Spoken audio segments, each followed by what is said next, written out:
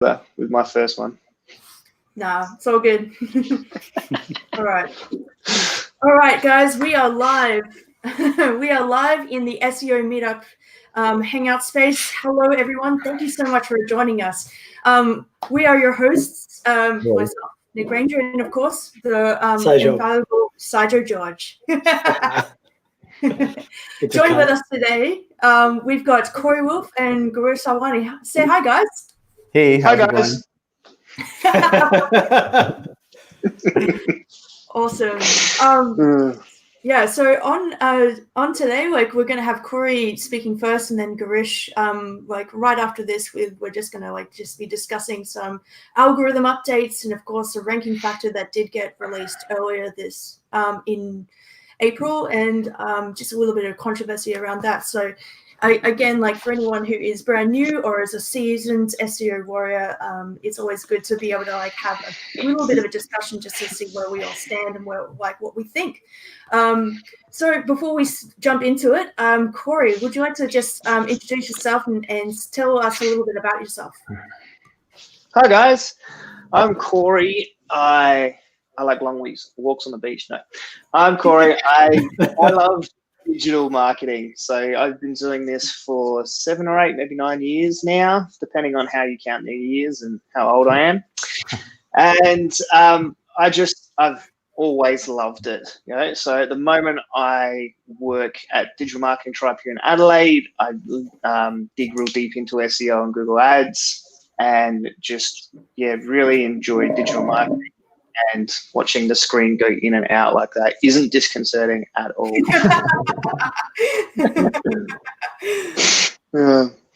I also play really bad guitar, like terrible. I started when I was 14, and I'm probably as good as I was at 14 and a half.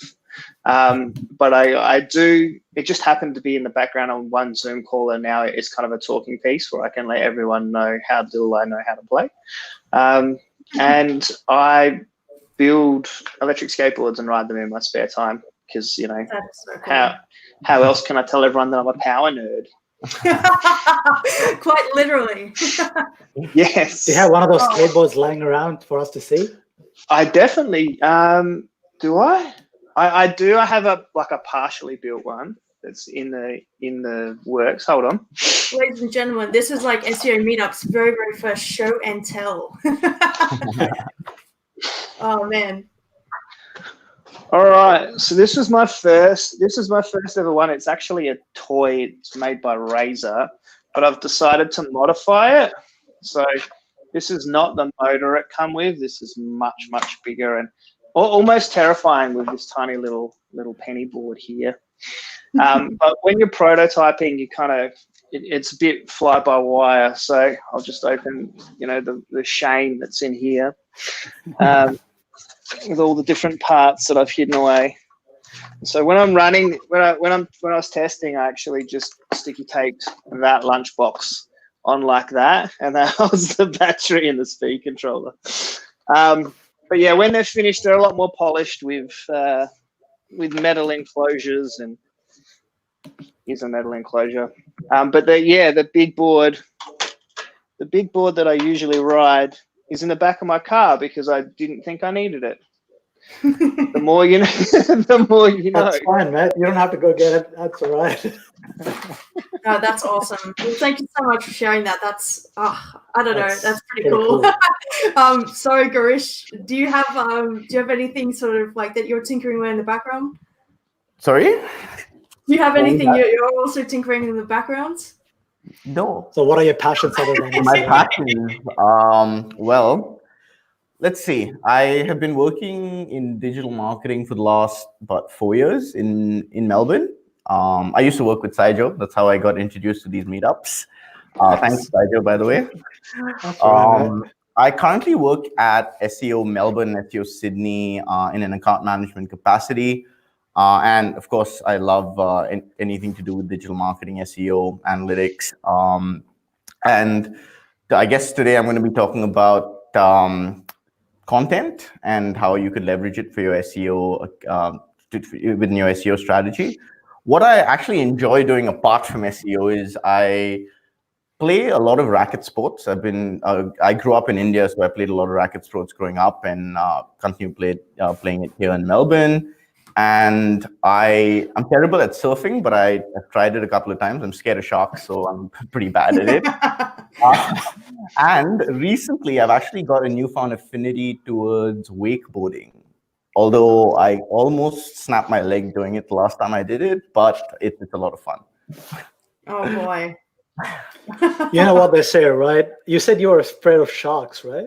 I am afraid of sharks. Yeah. The key thing to remember is they're more afraid of you than you're of them. Oh wait, that was spiders, I think. No, that wasn't sharks. Sharks attack you even though they don't eat human beings. That's how, that's how dangerous they can get, I guess. Yeah, well, I guess it's just like the fear of an unknown when you can't really see the bottom of the ocean. Like while you're in the sea, kind of like. I'm actually a decent swimmer, but like I'm still afraid of sharks. Oh, fair enough. I think it's a very, very reasonable fear. Yeah. Yeah. All right. So we're going to move on. I just want to open up the chat and get everyone's brains into gear. Of course, today. I don't know what time in America, but I saw it on Twitter sometime early this morning that we have, in fact, an announcement from Google Webmaster Blogs to say that there will be a new broad core algorithm update that will be rolling out essentially now. Right now. So that will become a lot more apparent in the next 1 to 2 weeks, which they have advised. But essentially, like if anyone's curious, it is pretty much 100% going to be around content, which is really a good segue for you, Girish. I know. Yeah. So we will be linking that, in the links description below, so you can read a little bit more about it. But yeah, this really does focus around EAT.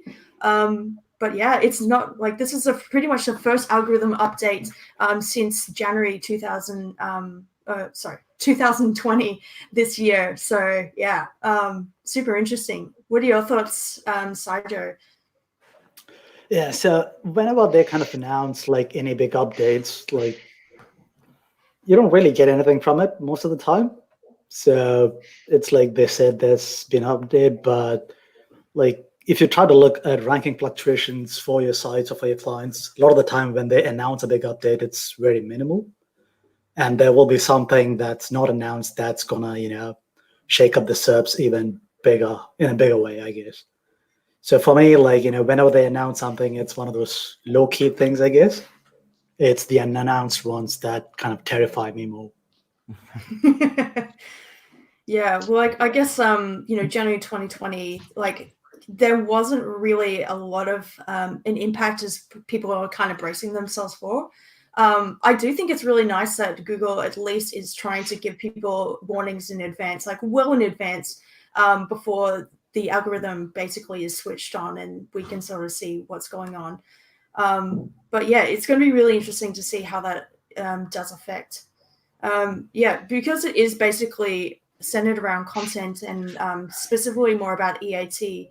We're definitely going to be really interested to see that. Have you, how have you sort of thought about that for your presentation, Girish? Is that influenced your thinking at all? Yeah, I actually do have a slide on the new algorithm update. I think the update was launched today or something, if I'm not mistaken. They'd come out with the update on the 4th or today. I don't know. I definitely 13 hours ago. Yeah. 13 hours ago. Yeah, exactly. Today. Yeah. So I just put it up on my presentation today. Yeah, I do have a slide in it. It is pretty interesting, I guess.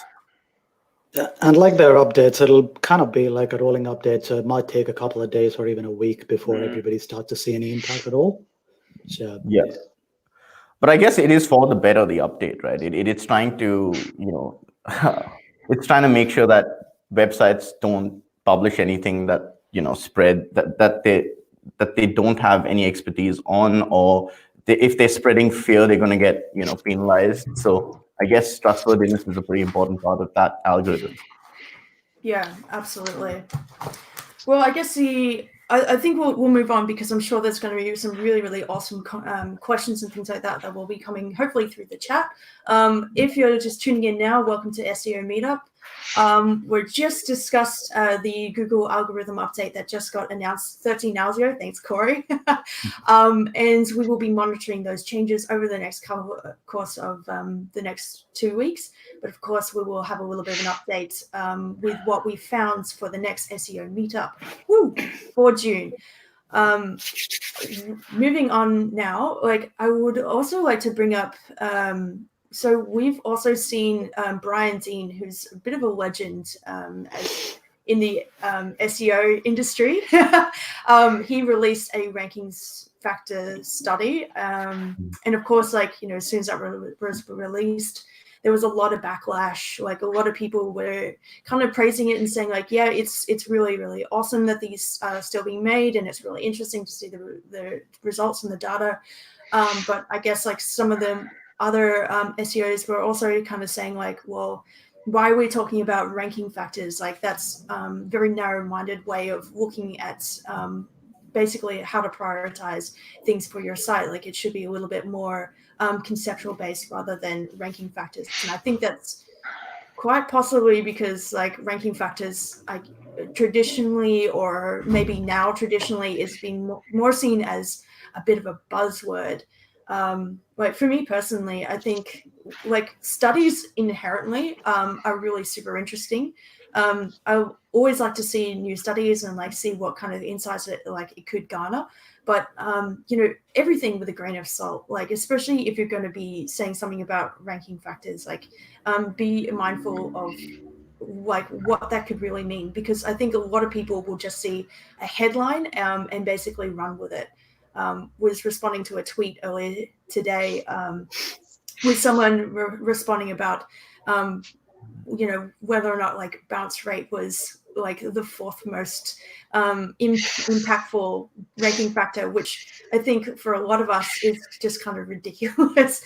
Like bounce rate, like in effect is just like, you know, when someone bounces off your website, it's more like it needs so much more context.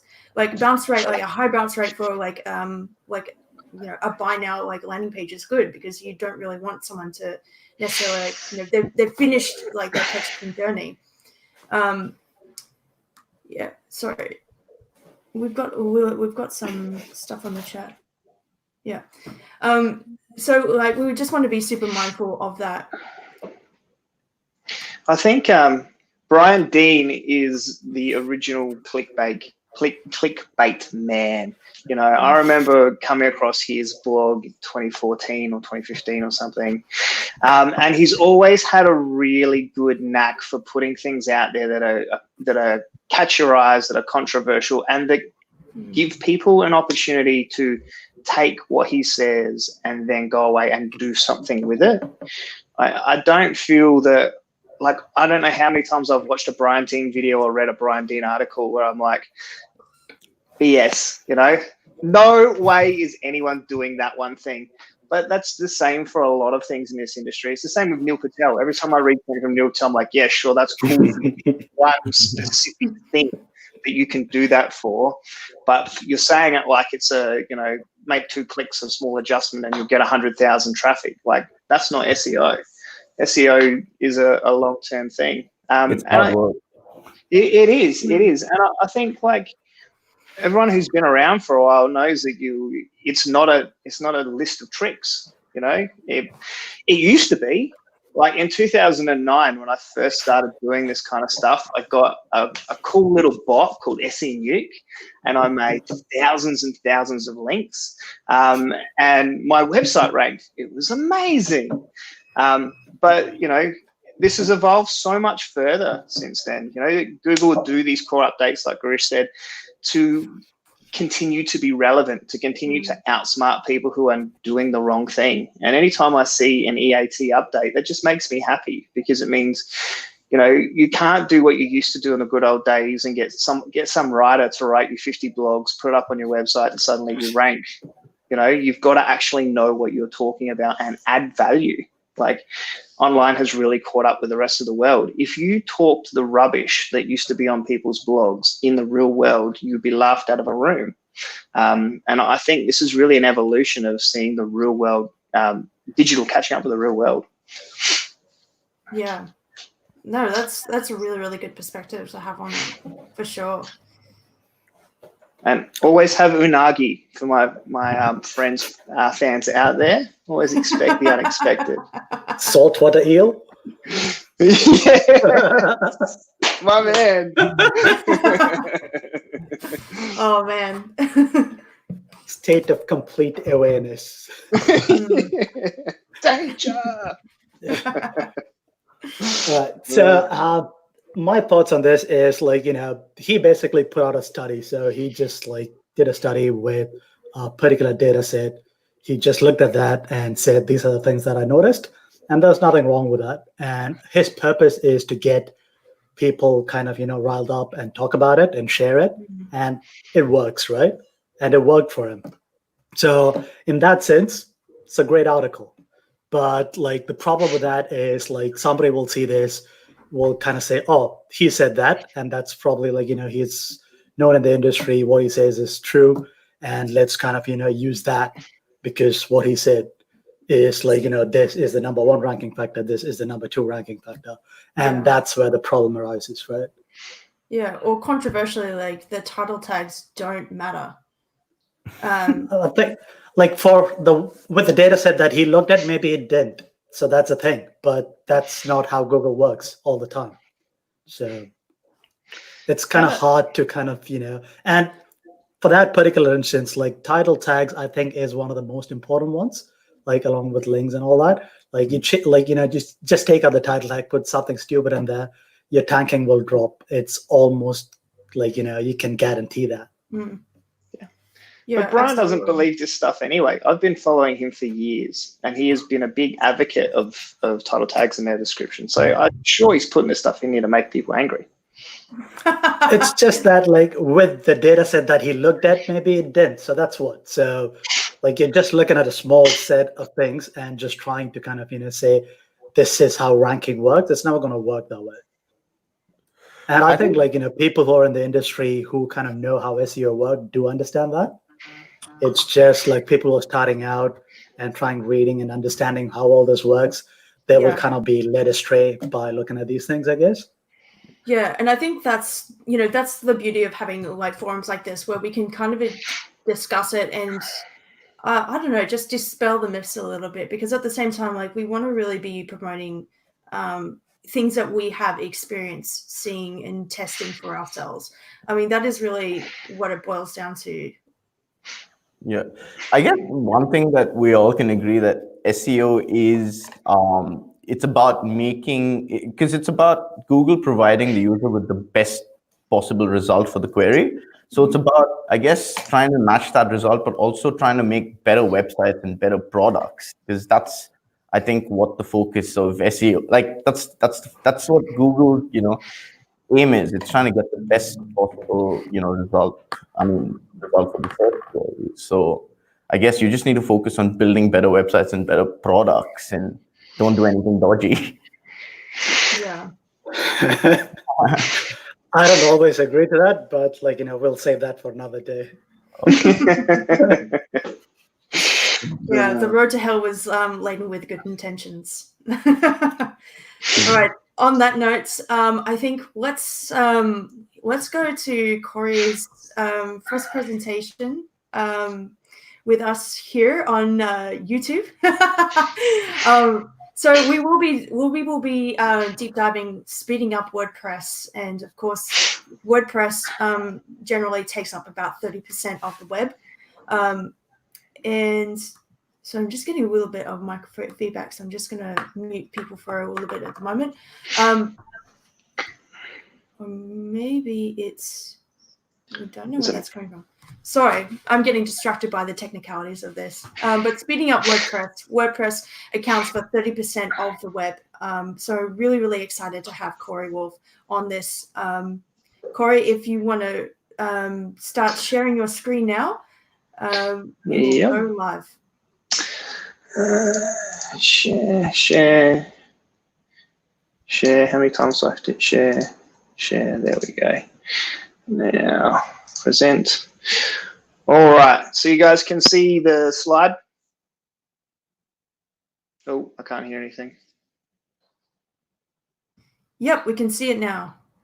Awesome. That's great. All right, so we're talking about speeding up WordPress. Just a note, if you don't have WordPress, there's a lot of this stuff that will still be super useful to you, but I do focus on WordPress because it is quite ubiquitous and used by a lot of people. So why should you listen to me? Because I love digital stuff, and I mess around with this stuff constantly, and I'm a nerd. I just pick and pick and pick and pick and pick. My wife's watching Friends on TV, and I'm on my phone. Ooh, I hadn't thought of it that way. I'm just a curious person. And I think that's probably an antidote to take anybody's opinion with a bit of a grain of salt and do a bit of your own research. If you just take Brian Dean's word for it, you will have challenges. Moving on. I wanted to share just a quick little story about why I'm so excited to talk to you guys today. I run a digital marketing meetup group called Digital Marketing Meetup Adelaide, and that was kind of born out of out of SEO Meetup Melbourne. So I went to a meetup 3 years ago now. God, I'm old. With Peter Mead, local legend, Pete, and watched a fantastic presentation, hung out with the guys, helped pack up, went out for dinner afterwards, and we just sat around until we got kicked out of the pub on a Tuesday night at like 1 in the morning. Was it a fish and chip shop? Anyway, and we were just nerding out about what is HSTS, what are the best optimization strategies, and just I was in nerd nirvana, right? And I wanted that back in Adelaide. So I contacted the local SEO meetup for Adelaide, and they weren't actually doing anything at the time for whatever reason. And I spoke to Pete, and Pete said, just make your own one up. So I did. I went broad with digital marketing and never looked back. We're going for 3 years strong, and I just can't tell you guys how appreciative I am of your group, because it really birthed my group. Without further ado, let's get into speeding up WordPress. This is my dog, Willow. Willow hears all of my talks before anybody else, and I can tell you that this is Willow approved. I mean, look at that face. She is just cute as a button. But why is website speed so important? I had a whole section here about convincing you that website speed is important. But what I found, giving this talk a few times, is that people finally get it, especially the people who are watching right now. They get it. They get the, slow speeds can get people who leave quick. 47% of people expect a site to load in under 2 seconds. These are all older metrics, by the way, but they're all very true. 20% of users abandon their cart if the transaction process is too slow.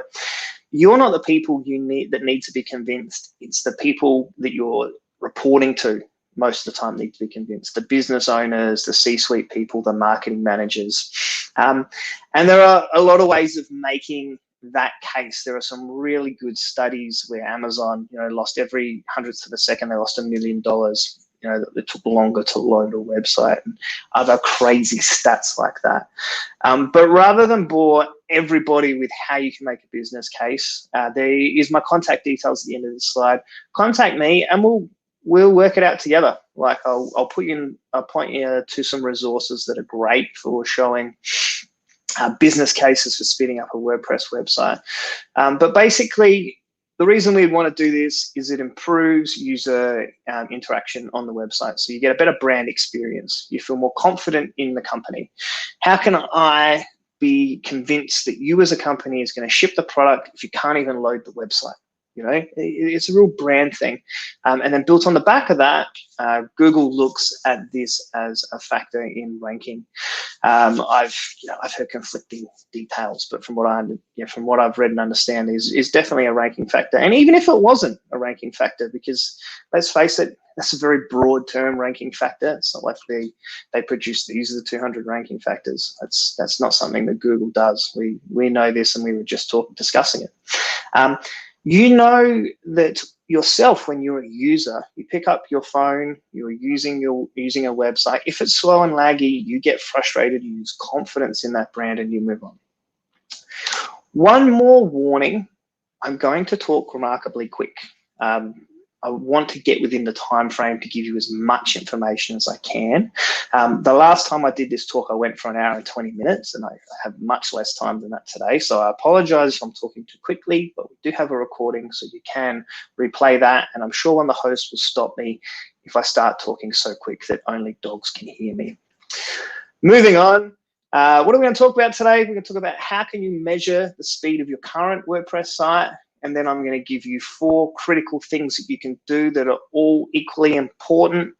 And then I'm going to dig a bit deeper for those who want to get in the weeds and get crazy with me. All right, so here we go. The first thing we want to do is measure your website's current performance. Now, I'm picking on Haig's chocolates here. It's an Australian brand, and I love them. Not just because they are incredibly delicious, but also because I'm a celiac and I can't have other brands because they may contain gluten. Usually it's because they're made with biscuits or whatnot.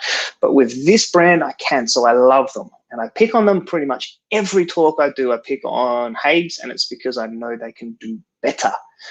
So if anyone knows anyone at Haig's, contact me. I'd work for chocolate or for free to help you with your digital marketing. But I'm using them as an example here just because it's neutral. They're not a client.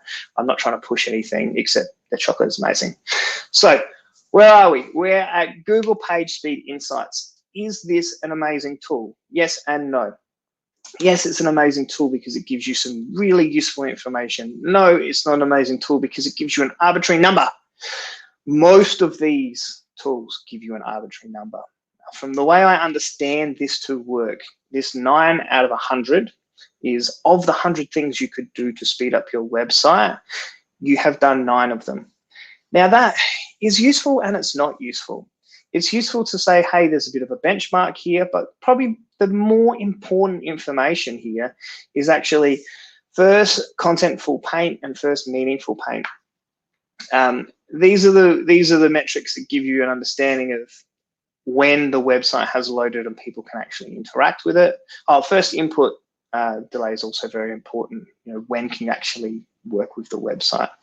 But please grab your website, not right now, but once you finish with this, grab your website, throw it into Page Speed Insights and see what comes out. There's a host of useful information at the bottom here that you can kind of dig in and nerd out. I'm just going to cover this now because I forgot to cover it at the beginning. This is aimed at people, pretty much anyone who needs to speed up their site. You don't have to be very techie or nerdy, even though I am. You follow along the steps here and you ask for help from your developer when you need it. And just on developers are friends. We love them. They may be hard to deal with sometimes. I have many developers that are very good friends, but it's generally because we're not very clear with them as marketers to say, this is what I want you to do. We generally say, make my website fast. And, you know, to a developer, that's, you know, drain the ocean. Like, it's a very broad statement. But if we can be clear about how we want it to be fast and the measures that we use and tools like this that we're using to measure how fast a website loads, we can work with them to get the desired outcomes.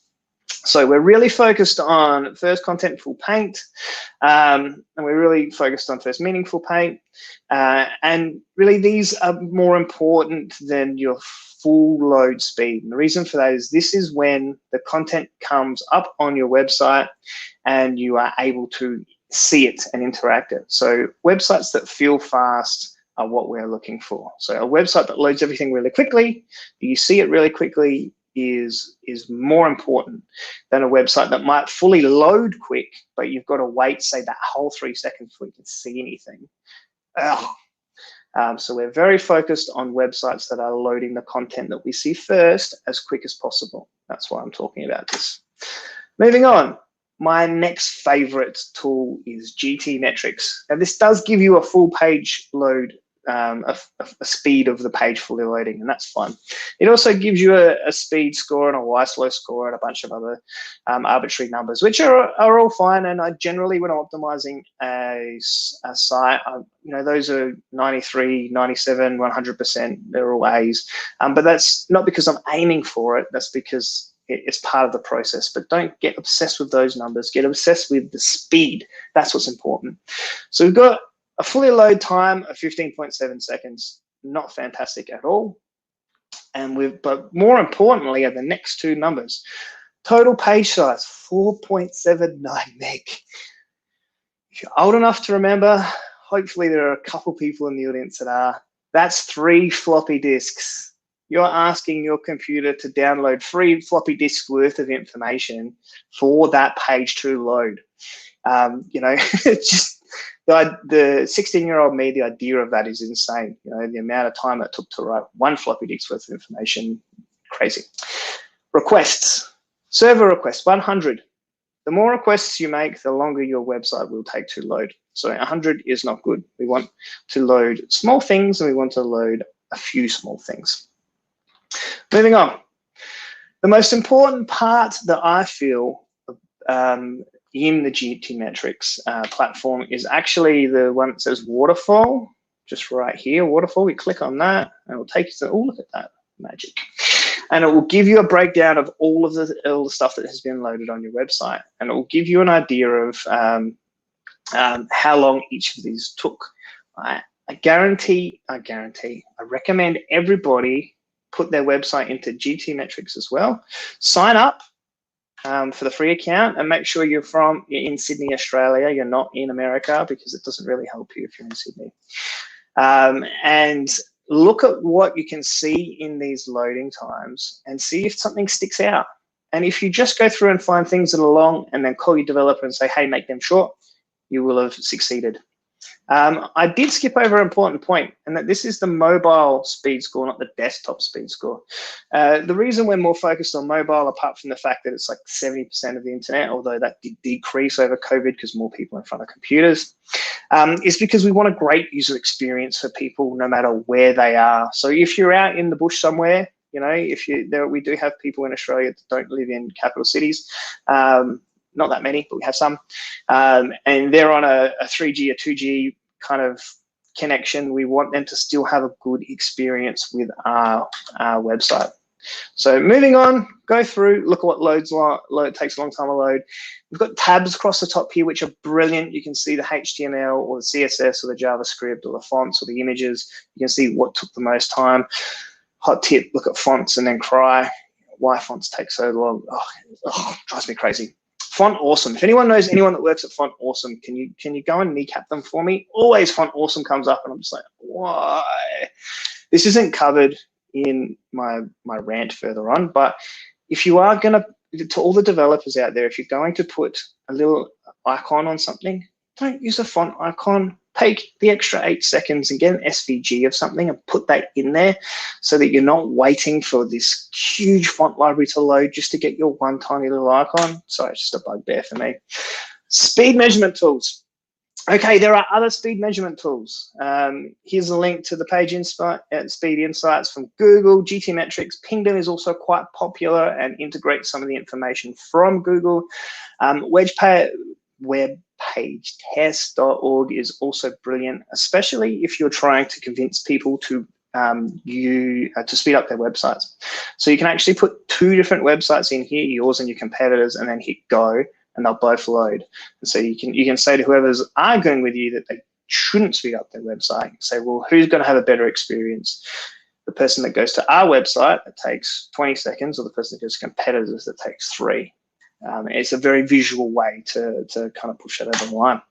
So we've covered measurement. We've worked out that your website probably doesn't load as fast as we would like. What's next? Well, there are 4 things, and I tried to put them in order of how important they were, and I just kept shuffling them around, so I decided they were all equally important. But hosting is the most important thing, and you should definitely do it first. I'm going to say that about all 4 of these things, by the way. So I have stolen this slide from John Alderson. And look, it's flattery, you know. Imitation is the greatest form of flattery, and I'm just imitating you because I think you're awesome. But why are we looking at Amazon warehouse here? Well, the analogy that he uses that I love, that I'm ripping off, is that within WordPress, you have this huge factory of stuff that's going on. And these little packets, the little packets of information that come to your site. Now, as plugins and other things happen, they kind of pick up the package, do something to it, and put it back down. So one of the ways that you can speed up your WordPress website is by making all the conveyors run faster. And that's hosting. So if you've got hosting that runs faster, all the packages move quicker, and you will see better results. Hosting, I've skipped right to the recommendation site, but what I will talk about is cost. I'm really passionate about this, and I'm sorry for the comments that are about to come in. If you are spending less than you would spend for a night out, you're spending too little per site on your hosting. Of all the things you can do for your website, spending that extra $60, $80 a month on hosting, and I know what, $68 a month, oh my God, it's really not that much money. I had this conversation. It's not an argument, it's a conversation, it's a discussion. That's what my parents always told me when they were shouting at each other. That's what it is. About hosting and how much it costs. If you look at the bottom line of how much all of the running costs for your business is, $80 a month is nothing. It's an hour or two of one of your employees' time. Cut Karen's wages by $80 and put it into here, and you will get much better results. Sorry if there are any Karens watching, I apologize. But seriously, if you're hosting with a company that has an animal on it, you're probably in the wrong place.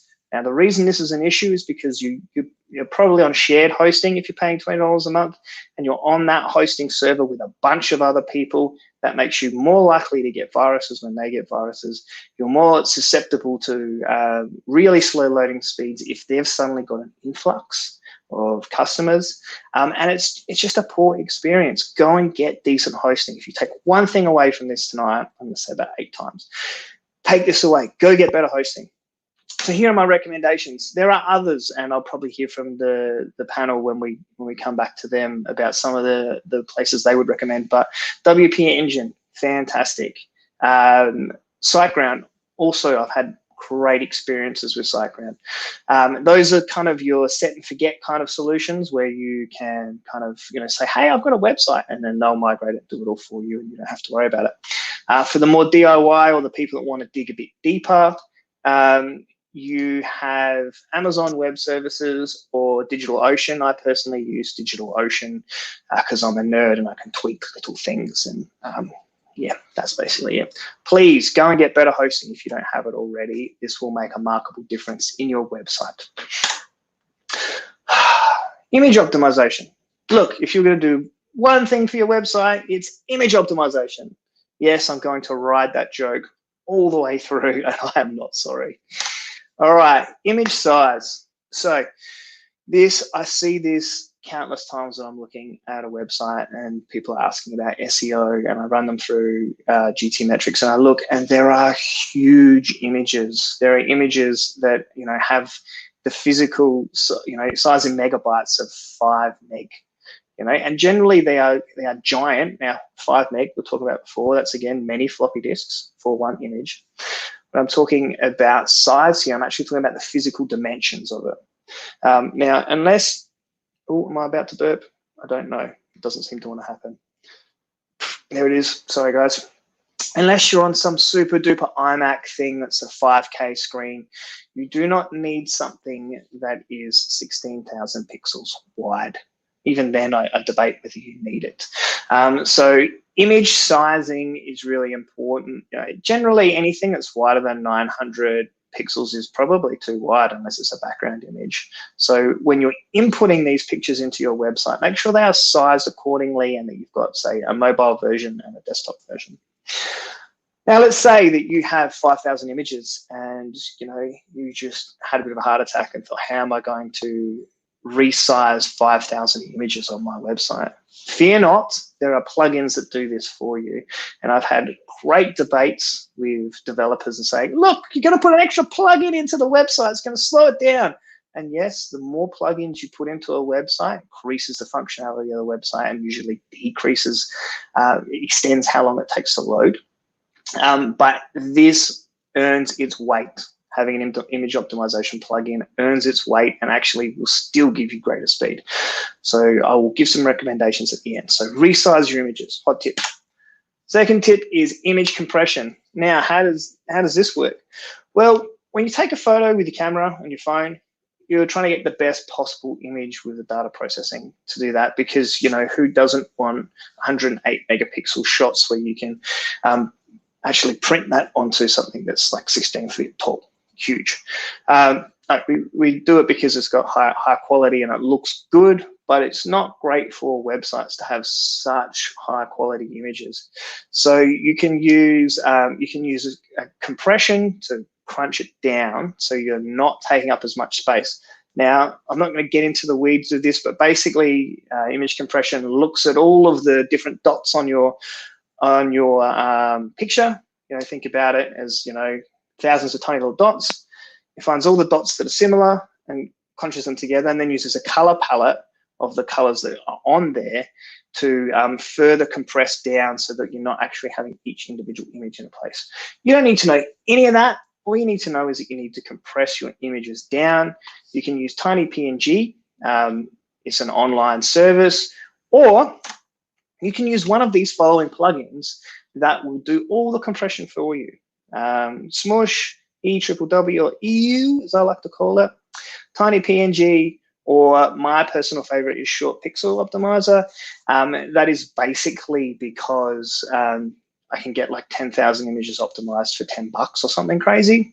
But it doesn't, all of these will work, and they will compress your images down. I haven't talked about file formats because I'm trying to keep this brief, but a lot of these will convert them to WebP, which is something that Google is pushing, or JPEG 2000.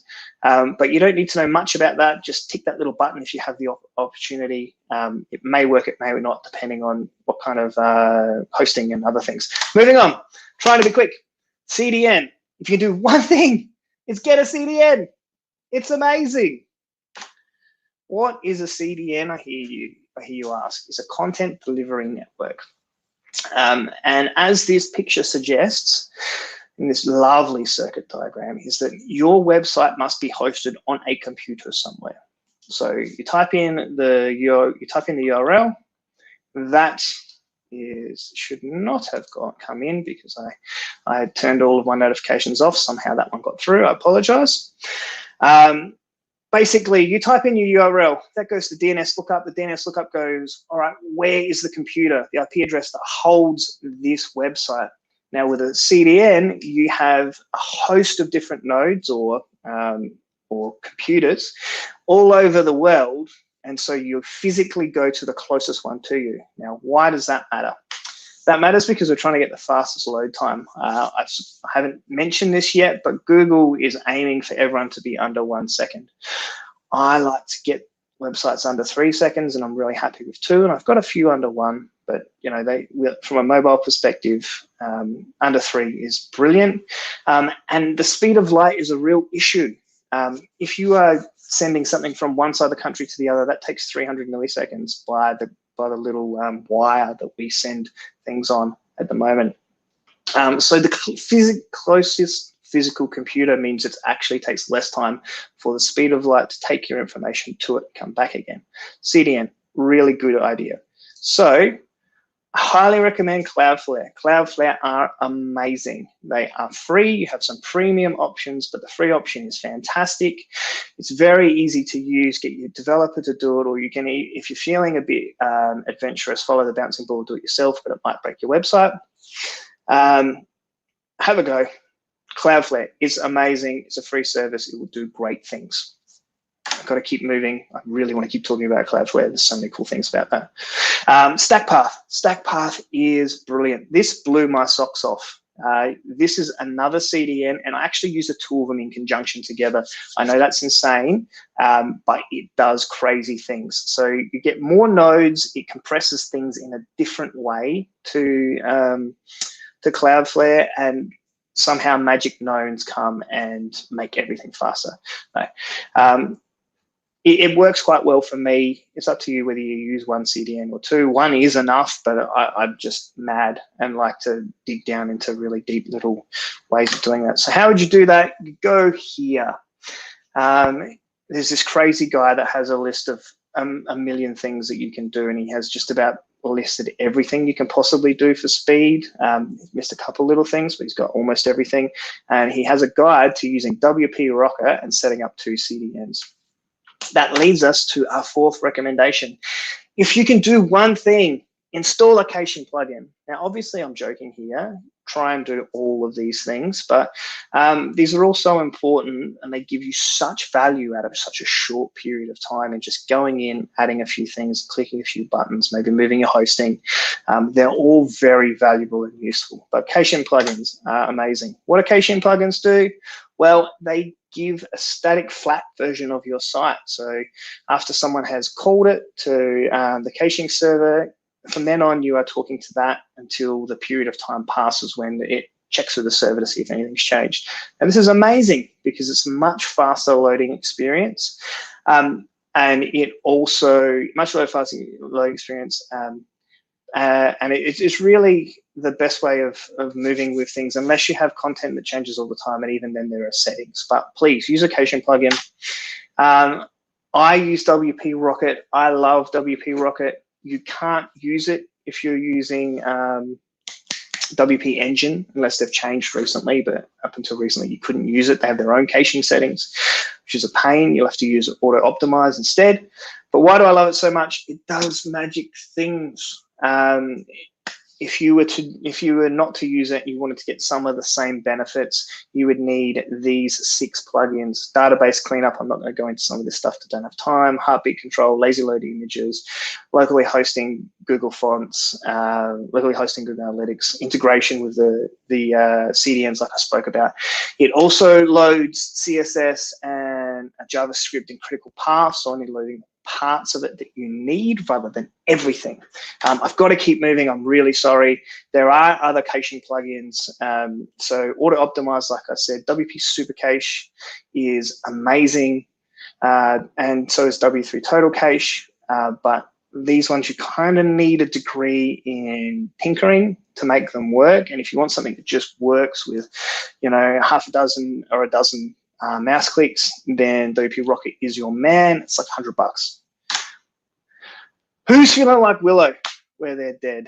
So for the people who are still alive and listening, we're going to dig a little bit deeper. I'm trying to, keep you engaged with me with humor with my cute dog. Hopefully it's working. Self-hosted Google Fonts. So why is this important? This will get you like 0.2 of a second, which is amazing when you're trying to get down under 2 seconds. Again, this can be used with WP Rocket. Actually has this functionality, but if you don't use that, you can use this plugin.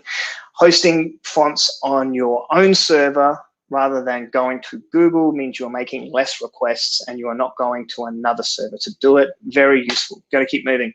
Asset cleanup, page speed booster. Absolutely amazing for those tinkerers out there. What this does is this gives you the ability to turn off or on anything that is being called on your website. So say you've got a WooCommerce plugin on WordPress. You only need the WooCommerce plugin functionality generally for your product pages and your checkout. So you don't need it on your homepage 9 times out of 10, but it's slowing your website down because you're doing all the calls. You can turn this off on a page-by-page basis. You can turn Gutenberg on and off. You can turn pretty much anything on or off. I spent 5 hours once without getting up just optimizing a website using this, and I got a website down from like 20 seconds down to like 7. It was mad because you can just turn anything off and see what effect it has, and then see that you've broken the menu and then turn it back on. For the tinkerers out there, I did say we would dig a bit deeper. This plugin is amazing.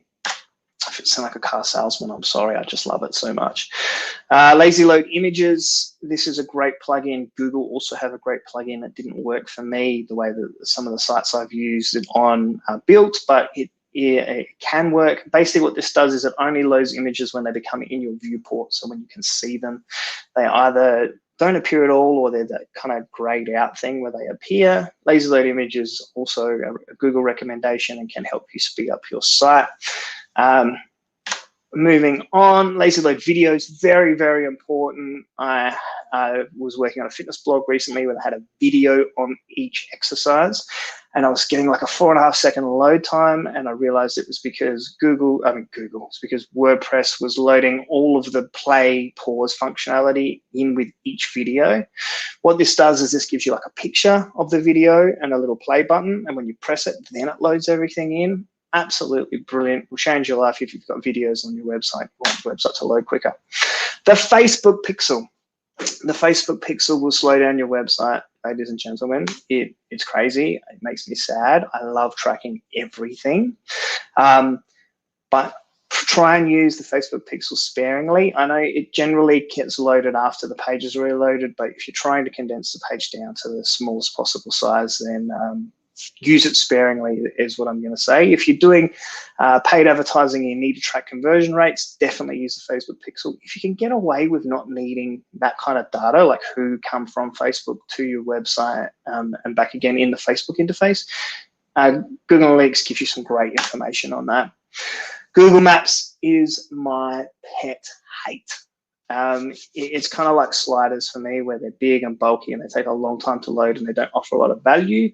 Generally, Google Maps don't offer value either. Sometimes they do, sometimes they're critical and need them. But if you've got Google Maps on your site just to navigate people to, the full Google Maps site, my tip is just to get a picture, a picture of your map, and then just make it a link and then link that to Google Maps. Yes, it doesn't have the hover value where the little pin changes color, but your developer can fix that for you. But the value that it gives you is that you are not waiting. You are not waiting for this stuff to load. You're not making 26 requests. You're not loading 334 kilobytes, and you're not putting a lot of bloat on your website for the sake of having a map. Like, it is mad. Okay, I've got to keep moving. Remove useless plugins. I say this with caution. Don't just go willy-nilly disabling and turning off plugins. You will break your site. Either you have the knowledge to kind of assess this regularly, or you work with your developer and say, please do an audit of my plugins, and do that regularly, like every 3 to 6 months. Make sure that all your plugins that aren't being used are being removed. A lot of them are in there for some additional functionality, or they've been forgotten about, or they just not needed. Every time you have a plugin in your WordPress website, it's more code that gets executed, it's more things that happen, and there are more, that package gets picked up more times and messed with and put back down again, whether it's needed or not. So remove useless plugins. Update to the latest version of PHP. I've gone into websites and then looked at their hosting setup and found that, oh wow, you're using PHP 5.2. Cool. Just this simple update can halve your load time. So, if you get onto your developer, make sure you're using the latest stable version of PHP. Whether it's 7.2, 3, or 4, yes, you'll get a little bit more out of it, but the big improvements come by turning an old version into a new version. And, your developer might give you pushback and say they have to change a lot of things to go 7.4. 7.3 or 7.2 is fine, but just update to as newest as possible. Enable gzip compression. This is when the code from your server is compressed and then uncompressed at your browser. You don't need to know that. You just need to know that if you turn it on, your website will be faster. A lot of websites have this, but if you're going through an older site, definitely do this. All right, development considerations. So this is all based on an idea that you have a slow website that you can't redevelop. If you are redeveloping a website, here are my recommendations to make sure that you get a fast site at the end of it. If you need to use a fully fledged theme builder, one that's got drag and drop functionality and all of that jazz, these two are the only ones that I recommend: Oxygen Builder and Studio and Genesis Theme. They're very lightweight and they still work. I prefer not to use theme builders because they do load all the other CSS and HTML in with them. But if you have to use this, just for an interesting test, if you're a big nerd, make a blank page on your website and then throw that into a page speed tool and then see how much junk is being loaded in the background that you don't need at all. I have seen 20-second load times of a blank page. Mad.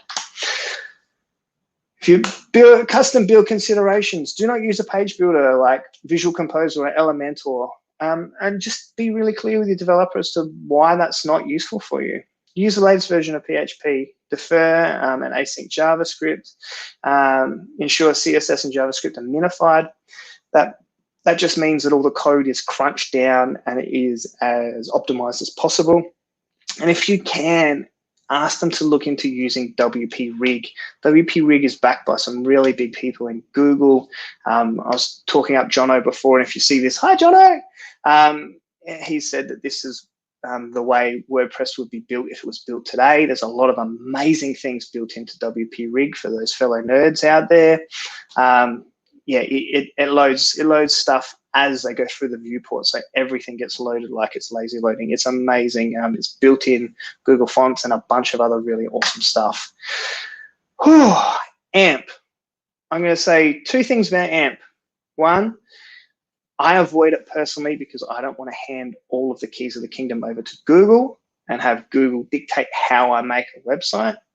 But that's and I can get a website to load in under a second or under 2 seconds without it.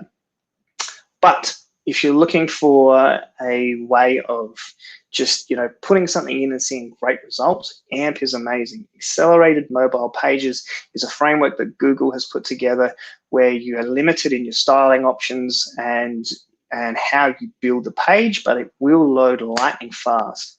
It is worth considering in certain circumstances. If you've got a news blog or you've got something that uses Google Discover a lot, that's the little thing on the Discover bit on Google. I'm trying to be very quick. You must look at using AMP for your blog posts in that instance, news-related stuff that you want to get in there, because if you look through, most of them have got the little lightning bolt that means that they're AMP. So there are considerations and times when AMP is very useful. I personally don't like it. I know a lot of other developers and SEOs are a bit hesitant to start putting all of their eggs in that particular Google basket, but it is worth looking into. Questions? Oh, we got through it.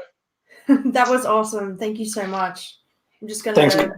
Oh, sorry, just trying to unmute everyone else. That was really, really great. And we got heaps of great questions coming through the feed. Good. Right. Do you want to start off with the questions? So this was a great presentation. Thanks for that. No worries. Yeah, hit me up. And so we've got one. So this was, I think, like towards the start of your talk, you were talking about SEO Nuke. So Peter wanted to know, like, do you have a preference? SEO Nuke, Scrapebox, or TSA Online? I used all of them. Don't use any of them ever again. It's terrible. It's a relic of the past. Now on to the more serious ones. Sorry, why is that? Why are they a relic of the past? So they're extreme black hat. So what it was that I just wanted you to say the words. SEO back in the day was really different, and there was a lot of SEO kind of was black hat back in the day, and it was just to game the system. It was to make you look like you had a lot of links back to your website that had happened organically when they hadn't really happened, and you didn't earn them. And so yeah, it was rubbish, but it was what we did, and it's not useful at all now. Yeah. So, well, by definition, like if you're building links, you're doing black hat, right? So. Yeah, I don't know. I mean, look, that is probably, I've heard whole podcasts cover that exact statement as a for and against. We won't get anywhere by discussing it, I know, but still. I feel like I'm not looking at links until I've done everything I can on page, which is almost endless. By the time you talk about, in internal linking, page speed, great content, there are times when it can be useful, and I've seen it used really well, but I think you have to be doing something useful. My measure for a good link building campaign is as it adding value to somebody. That's all I'll say about that. Yes, but it still is like, technically, if you look at it, it's probably is against Google's terms of building a link is essentially trying to manipulate, your ranking. So in essence, it's black hat. I mean, you can say that if that's your stance. That's fine. As we said, we could probably do this out all night, and I don't do it a lot, but yeah, it's a conversation that we could probably go on for a while. Yeah. Let's go on to the next question. So Dr. Jonathan Brown asked, is GT metrics or page speed insights better? But also I kind of want to also throw into there pingdom and web page speed test .org. Which one's better? Yeah. I honestly don't think it matters. I think the thing that matters, I mean, and the other thing we're not talking about here is just the developer tools within the console in Chrome. That'll give you the same information. The useful thing is to dig down into all the different calls and what's going on your website and understand what's slowing you down. That's the important thing. And if you're making all of your optimizations on that optimization score, so if you're living by that Google score, that GT metric score, or that pingdom score, then you're going about it the wrong way. You know, that's not how you should be approaching page speed. It should be that first conf tool pay. Yeah. Well, I feel like with tools, I think like, you kind of hit the nail on the head in your presentation talking about like looking at the waterfall and being able to actually see like down to the script level, what is actually causing a lot of lag with your with the page. Yeah, absolutely. All Absolutely. right, we'll go on to the next question. Saijo, do you want to ask the next one? So I think like Corey already covered this. So Peter was asking like, adding an embedded YouTube video to a 100 score page changed the score to 75. So what's the best practice to upload video to WordPress? So I think you already covered that by saying like, you can have like a thumbnail screenshot and on click, you'll load the video. Yeah, and the easiest way to do that is with a plugin that'll do it for you. Yeah. But of course, I guess like there's YouTube, there's Vimeo, like there's all kinds of like video formats, like maybe a little bit more granularity into that. Yeah, I mean, I have a personal preference for YouTube, and that's purely because a lot of the tracking templates that I've put together for Tag Manager can track those interactions really well. And I can't get that to the same level with Vimeo or self-hosted. There's a lot more messing around. I know that's outside of speed. But I generally tend to have it hosted off-site if I can, because I don't want to pay for the additional hosting, which goes against me saying pay for hosting. But yeah, YouTube is my go-to because it's a bit more ubiquitous and there's a lot more ways to use it. I think as long as you've got a way that you're not loading all of the controls into WordPress, then you're winning. Yeah. Awesome. We've got more of a specific question from Pandu Vlog. It's regarding WordPress Rocket, so WP Rocket. He was saying that his blog is about 400 pages deep. And when you use a plugin, it's the site slowed down and essentially crashed. So he's trying to figure out like what he did wrong. I've got a bit of a checklist which I go through like whenever websites crash, particularly like for WordPress Rocket. But like, yeah, like what are your thoughts on that? Well, I mean, I'm hoping your checklist is something similar to, walk back all the changes that you've made. And then make sure that you've got the latest version of WordPress and all the other plugins working, and then turn it back on and see where your problems are. That would be the way I would deal with that problem. But I'd love to hear your checklist.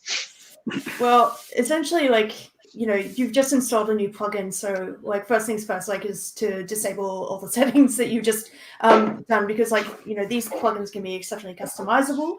And, you want to make sure that there's nothing that you've kind of like checked and not really understood what the impact is going to be. So, disable those first of all, then you can go back and check. And if it resolves, then it's probably something that you have clicked in the settings. And sometimes it can be as simple as that. But otherwise, like, yeah, like for things where it will crash, I think Peter was saying in the chat as well, like, fix issues that are related with minified CSS or JavaScript files and things like that. Like I've also found like, fixing issues that might, that are related to like lazy loading or like with a CDN are also really, really good as well. So they're kind of like things that like are like the first instant things that come to mind with being able to check. Yeah, absolutely. So that one, it's a very specific question. So unless somebody takes a look at the site, it's kind of hard to kind of give a proper answer to that, I guess. Yeah. But like conceptually, I think, I think like number one is just checking the settings within the plugin that's you're setting, and then going through and maybe looking a little bit more deeper into the code. Yeah, making sure that things are up to date. 9 times out of 10, there's a configuration error between the plugin you've installed and something else that's already in there. Yep. And anybody who's worked with clients would have seen this multiple times. So they will have like 20 different plugins doing the same thing. So you probably don't need all those. Just disable all the other ones, and then probably might work. Yeah. And I'm just pulling this out of the live chat at the moment. Gregor Sandy was saying, turn rocket settings on one at a time and test each time to like be able to isolate the issue. I mean, absolutely. Like going back to going back to the settings, like it could really be as simple as that, but it's a really good way of being able to essentially just troubleshoot what's going on. On that, a lot of the time it's that combined CSS and combined JavaScript setting that causes a lot of issues. So that is definitely an area you want to tread lightly on. Yeah, 100%. Cool. We'll go to the next question. I think that this is like the fifth and final question of the evening, but like if Girish, you have any questions, I'd love to hear as well. But the fifth final question for the live chat is: anyone tried WordPress on a Lightspeed server or supporting hosted program? If you have, like, what were the results? I think this is maybe like trying to like figure out if you're using like a specific hosting platform or you're using a specific server, like basically what's best practice. Or not really what best practice, but like what is something that you've seen that is like super effective for like really, really quick sites? In terms of hosting? Yeah, so trying like WordPress on a Lightspeed server or a supported hosted hosting platform. Well, I've seen some interesting results on Lightspeed servers. I've seen some really poorly loading websites, and I've seen some ones that have actually performed really, really well. So I can't give you an answer on Lightspeed itself, because it depends. Like every answer, it depends. Oh man! But I think they have a good enough platform. The recommendations I've made are through personal experience and the things that have worked for me and the people that I talk to, the people in my circle. But there are definitely other hosting platforms out there that are effective. These are not the only four that exist. These are just the ones that have worked for me. As long as you're paying for it. I hope I really hammered that down. As long as you're paying a decent amount for it, it hurts my soul every time a client goes, but I can spend $20 on it. Yeah. Uh-huh. Yeah. Is that a $2,000 coffee machine you've got there? Yeah, cool. Well, maybe a better way to look at it is you like what makes a good web hosting service? Oh God. That's an even harder question. I would imagine a lot of people would be looking at all these different price points and looking at different like service offerings and thinking like, okay, like I have an idea of what I want to build out with my site, but obviously I want it to, I want to be building the foundations of a Ferrari and not not a Daewoo CLO or something like that. So yeah, like what are the kinds of things are we sort of looking out for good hosting platforms? I'll give what I think, but then it sounds like some other people on the panel would love to jump in too. So if you're spending under $50, if you're spending under $50 direct to a hosting company, now it's just a point I want to make. A lot of agencies will upsell their hosting platform. So you think you're paying $200 a month for hosting, you're really paying $50, and they're just putting markup on top. Or they've bundled it in with maintenance. So you're paying $1,600 a quarter, and most of that is in the time in maintenance, not in a good quality hosting platform. So if you're dealing directly with a hosting company, I think you should be spending more than $50. Definitely go through the reviews and see what kind of reviews. I would definitely be talking to people who have, get some first-hand insight from other people who have used this service.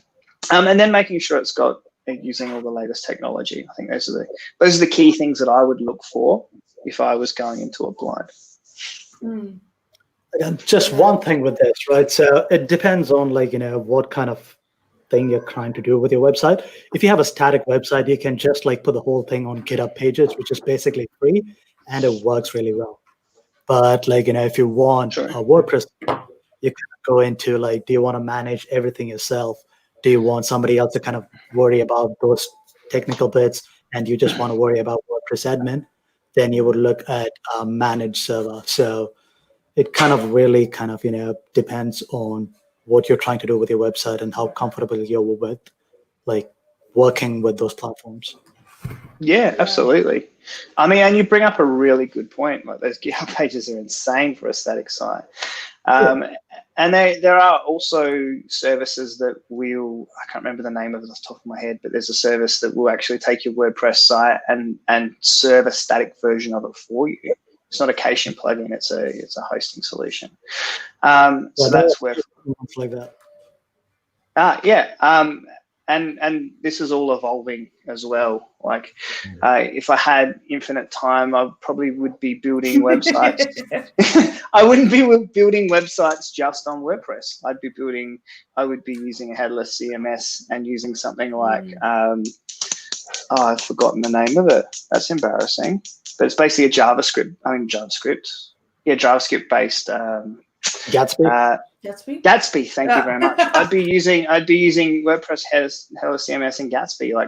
I've heard of people who are preloading the pages on hover. So basically, the whole page is loaded as you go to click it. So it is truly instantaneous when you click on it. There is a JavaScript library that does that. So you can do that on any page. It's called instant.js, I think. So basically, when you're hovering over a link, it preloads the page. There you go. Yeah. Awesome. All right. Well, I think that's a good place to sort of end it there. Cool. Girish, we're going to hand it over to Girish. Oh, you've got your contact me one. Let's just leave that up there for a second. Look, if anyone wants to ask Corey Wolf any more specific questions surrounding WordPress, WordPress and the speed of your site, or just want to reach out and ask him any questions, that is the best way of reaching out to him. Yeah, so go do that. Yeah. Thank you, guys. Awesome. And Willow also says thank you for listening. Such a cute doggo. All right, she's Girish. pretty cool. How do I get? There we go. Yeah. All right. How's it going, guys? Perfect. Just gonna share my screen now.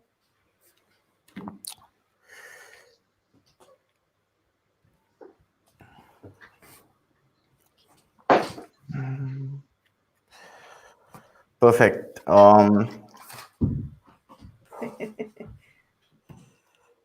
joys of being on a webinar. While Girish is just loading up there, I just want to say when you're looking at more of the technical things with any one of your tools that you're looking at, generally there's things that you can control, and then there's things that you can you can optimize. So things that you can't really do anything about. So things like 300 milliseconds of mandatory 4G network overhead, which you can't really do anything about. With DNS lookups and TCP connections, essentially, that's the internet. So that's the base run of things. But things that you can optimize, like with your HTTP requests and responses, server response times, client-side rendering, all of those things, like with hosting, servers, CDNs, WordPress, themes, plugins, HTML, CSS, and JavaScript. They're all things that you can look and go in and optimize. 1 second, guys. For some reason. I was still waiting on that one. Just 1 sec. Yeah, I think. So while we wait for it, did you guys hear about the thing that Google shopping feeds are now free? So basically, anybody with shopping lists can just upload their feed to Google Merchant Center and get their products listed in Google Shopping tab for zilch. Yeah, absolutely. Good old days of Google. Yeah, I was wondering whether that was going to be something that is just temporary because of COVID, or whether that's going to be something that is long term. But yeah, it definitely does look like it's going to be long term. Have you played around with that yet, Saijo? No, I don't think it's available in Australia yet, is it? No. I think it was US and UK might have started last week. Oh, it's awesome. It's going to be really interesting just to see, what that looks like and how that rolls out. Other than just seeing that on Twitter and then reading the update about it, I haven't really done anything more surrounding that. But there's definitely going to be something really interesting to watch. Are you able to see my screen now? No. Yeah, we're going to pull that in right now. So that's been added to the stream. Oh, perfect. Awesome. Yeah, slight technical glitch there. I had to give permission to access my Chrome anyway. All right. Hi, guys. So today I'm going to be presenting on the topic creative content and leveraging it to maximize your SEO efforts.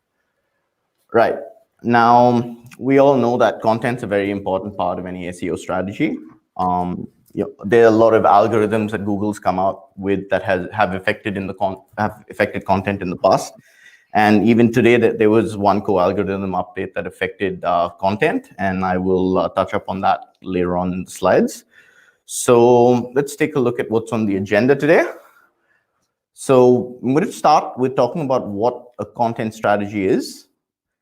Then I'm going to take you through how we actually create content that's engaging. Then I'm going to talk about developing user personas and talk about, the funnels.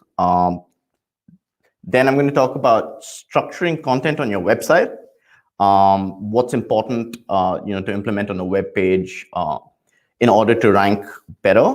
And the last one, I'm going to talk about the importance of video and podcast content to enhance your search performance. So ideally, my entire presentation is about content and how you could leverage it to maximize your efforts.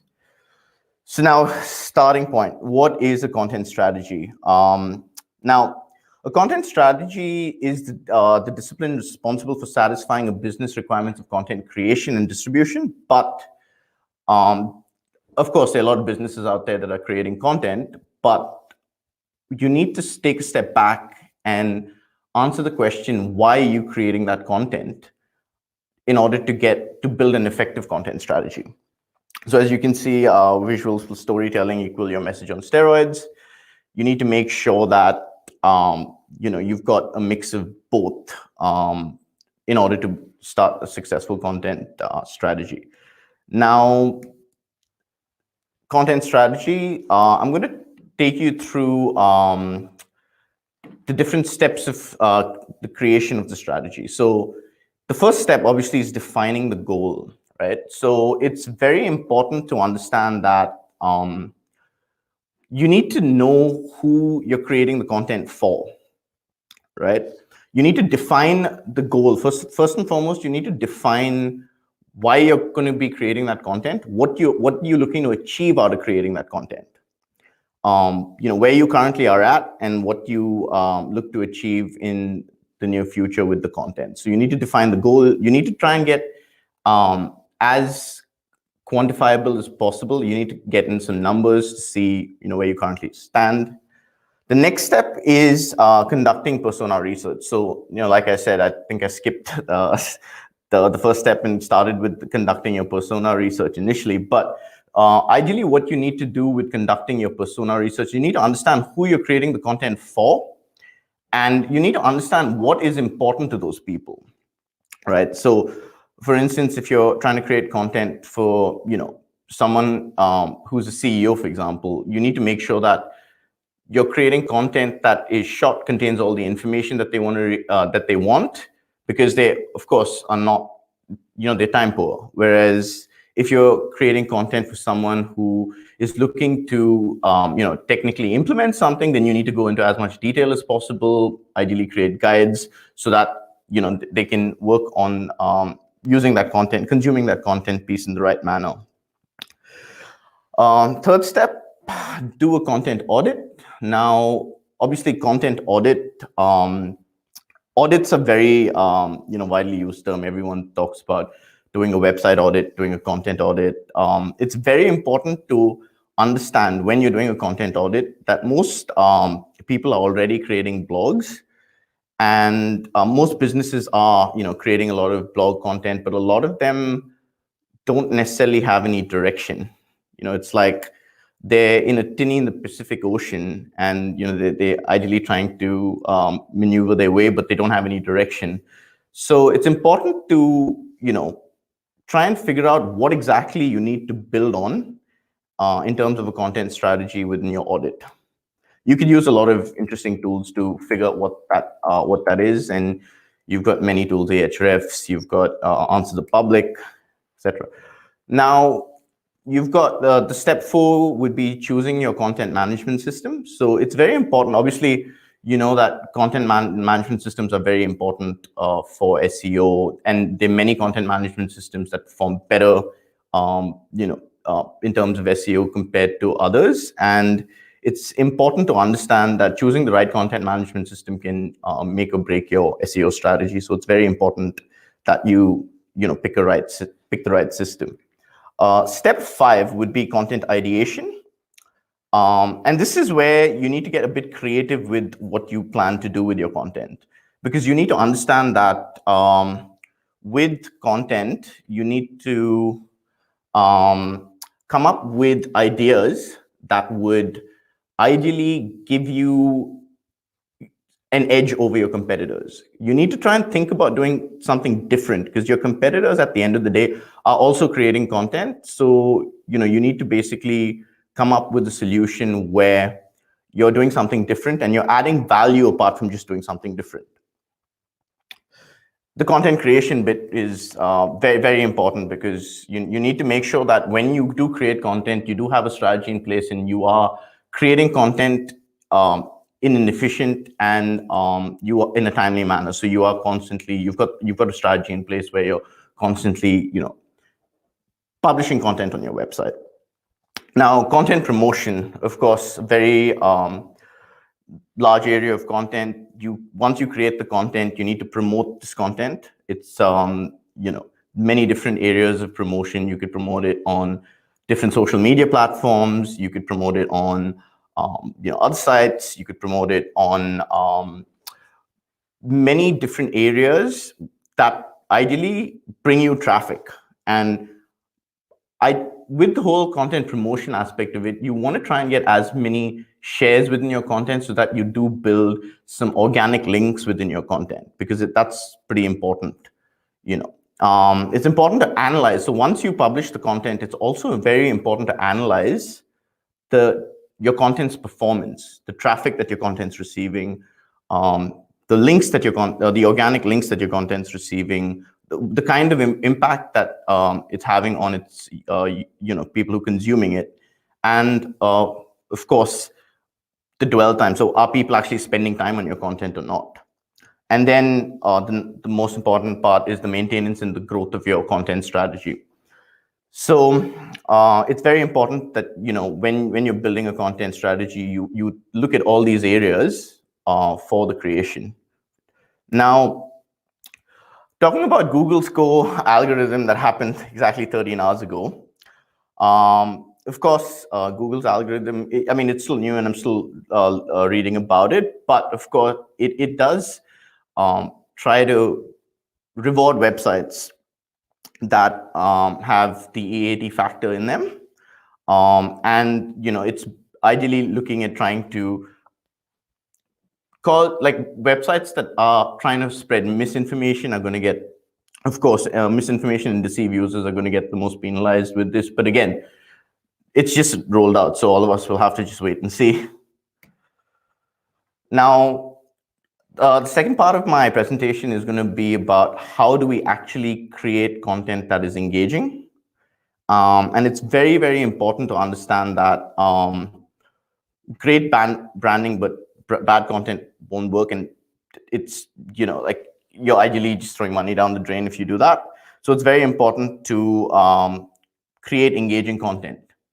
Now, I'm going to take you through a model called the HVC formula, which is the hook, value, and call to action. So there are 3 steps ideally when you're creating content that you need to look into. And these steps all complement each other and are very important in the content creation process.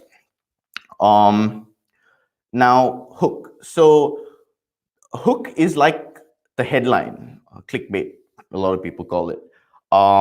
It's very important to understand that 80% of the users don't go past the headline, which basically means that you need a very good reason for them to actually want to consume that piece of information that you've created. And if that's not going to happen, then if your hook isn't good enough, they're going to end up going back pogo sticking, which could be pretty bad for SEO, as we all know. So now I'm just going to take you through a couple of hook strategies that you could use within your headings, and then I'll take you through the value proposition of the content piece, and then the call to action bit. Now, with the hook strategy, ideally, there are many different types of hooks that you could use. The first one is the guinea pig method.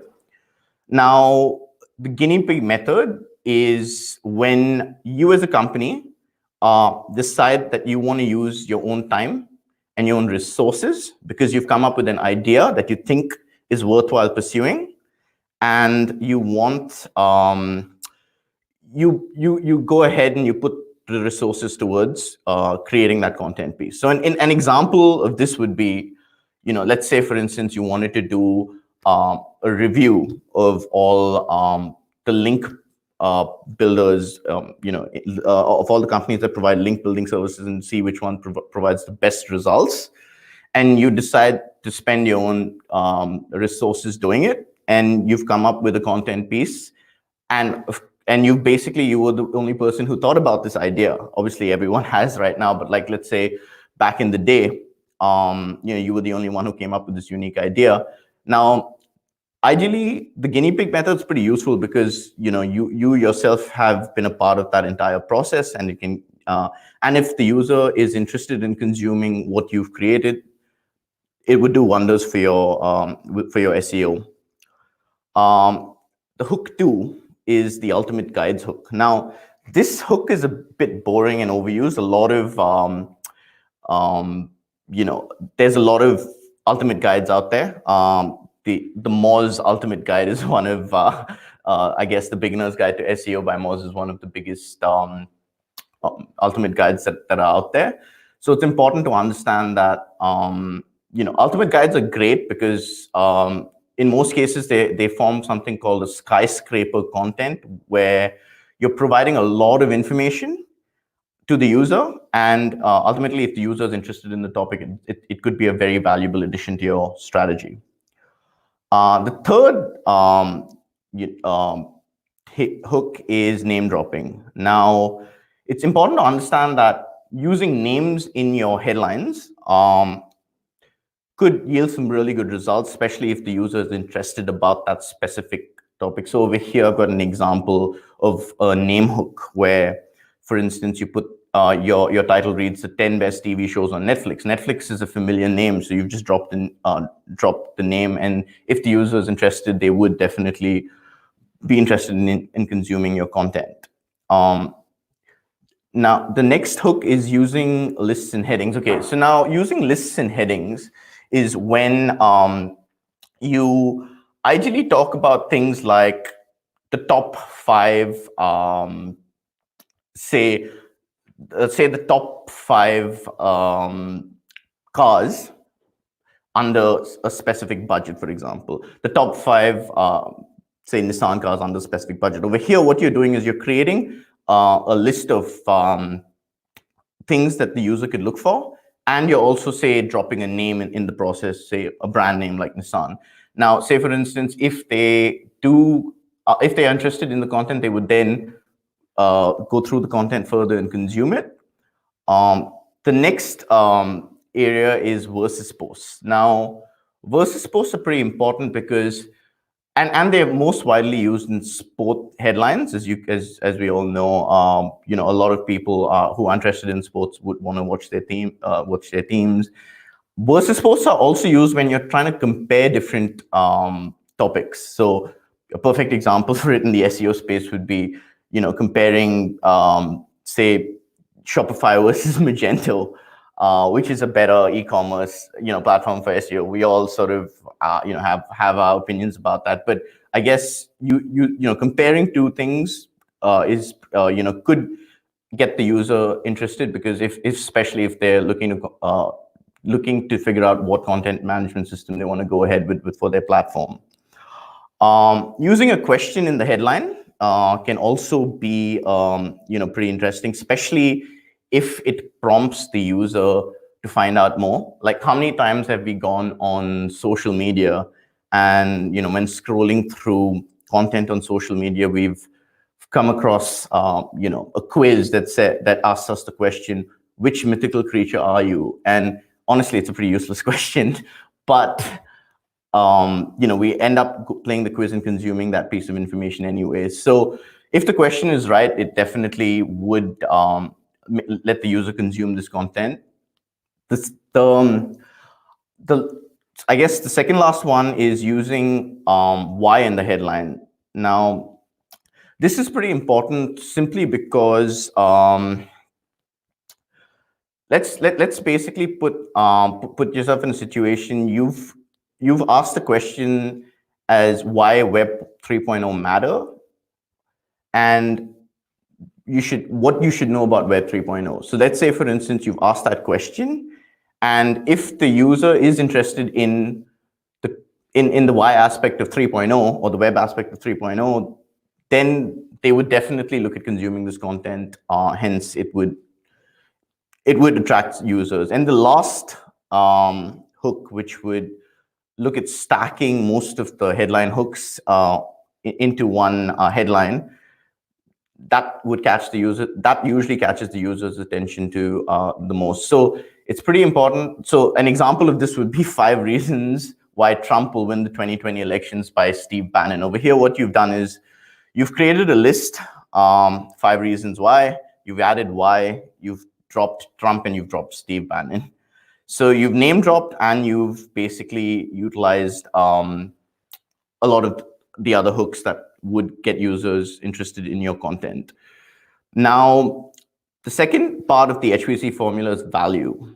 So ideally, this looks at the content part of what the actual content part of your content piece.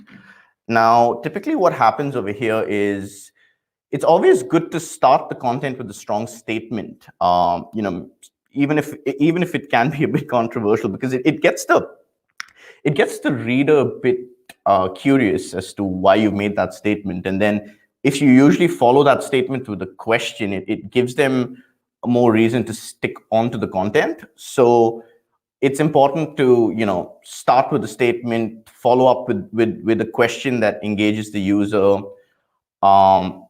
It's also good to name drop within, the content.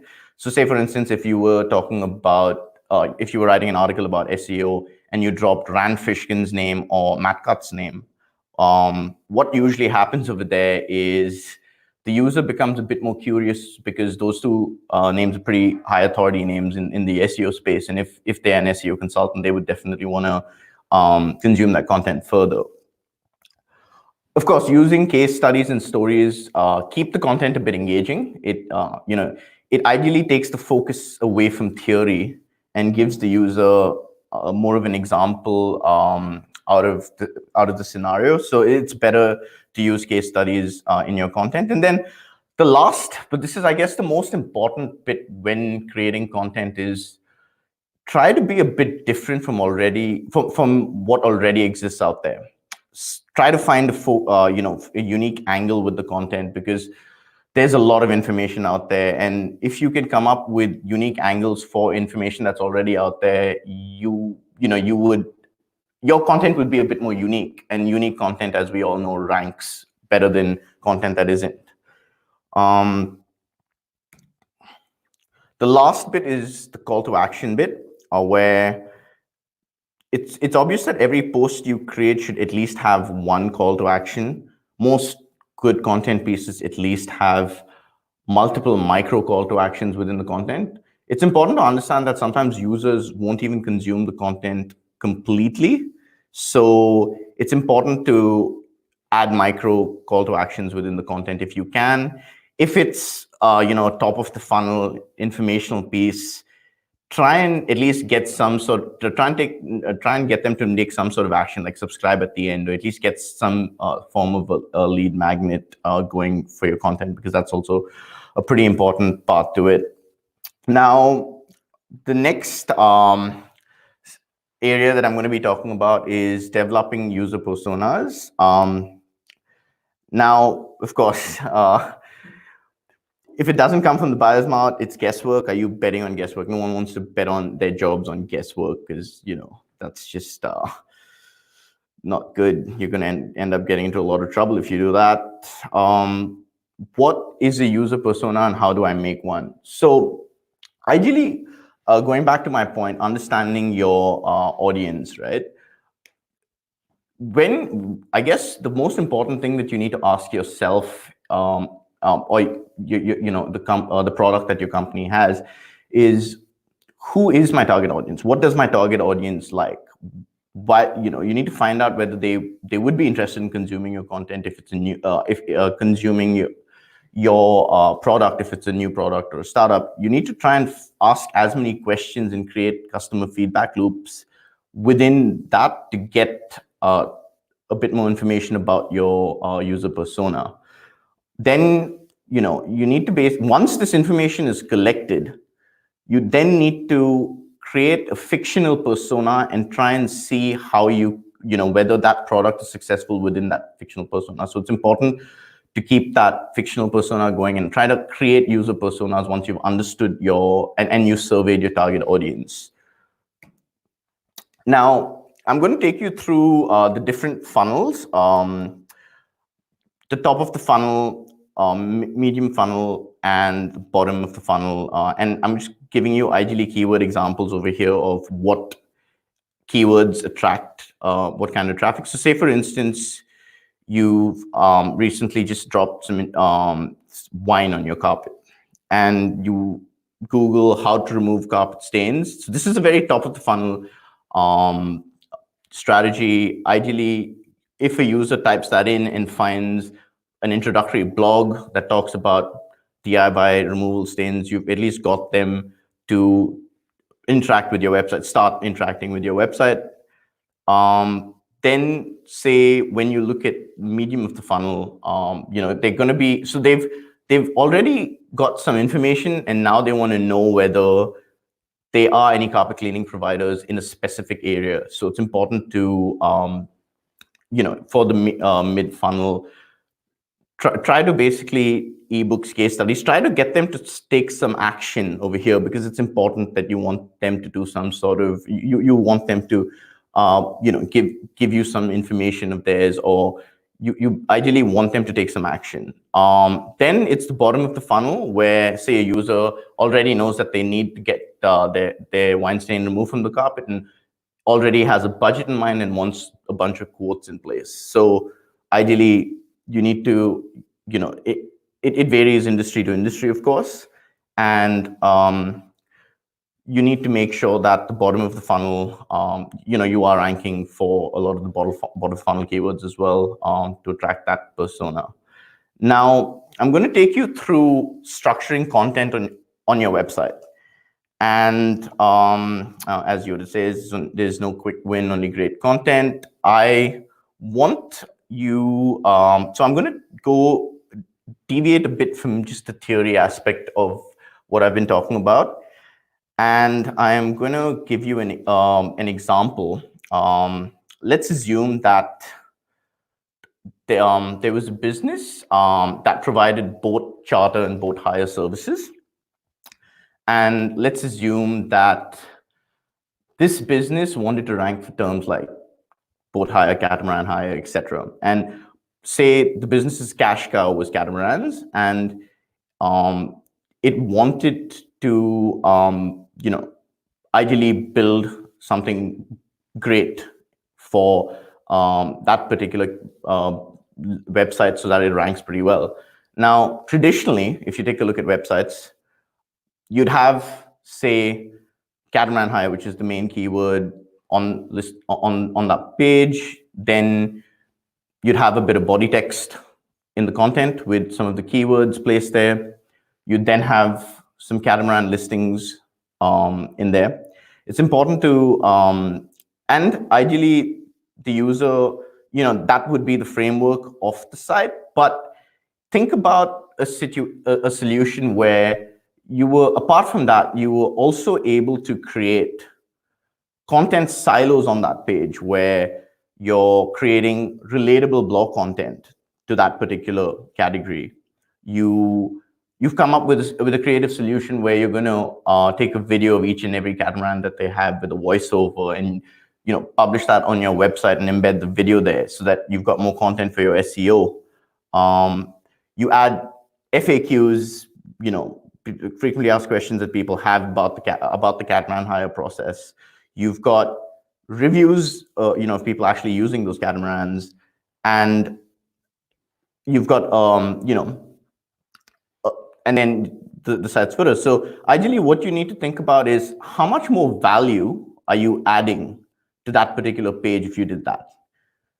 Of course, a lot more, because at the end of the day, when the user lands there, they get a lot of information. And not only that, they also get a lot of interesting information that prompts them to click deeper into your site. And we all know that clicking deeper into sites, spending most dwell time on sites, pretty healthy, for SEO results and SEO metrics. So it's important that when you're structuring content on your website, you're thinking about all of this. You're thinking about creative content strategies that you could implement, and how you can get the most out of it.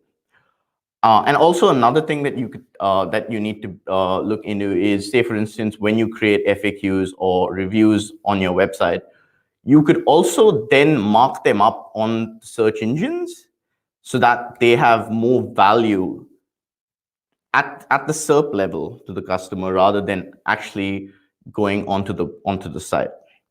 So it's important to make sure that you've got a lot of that information right there.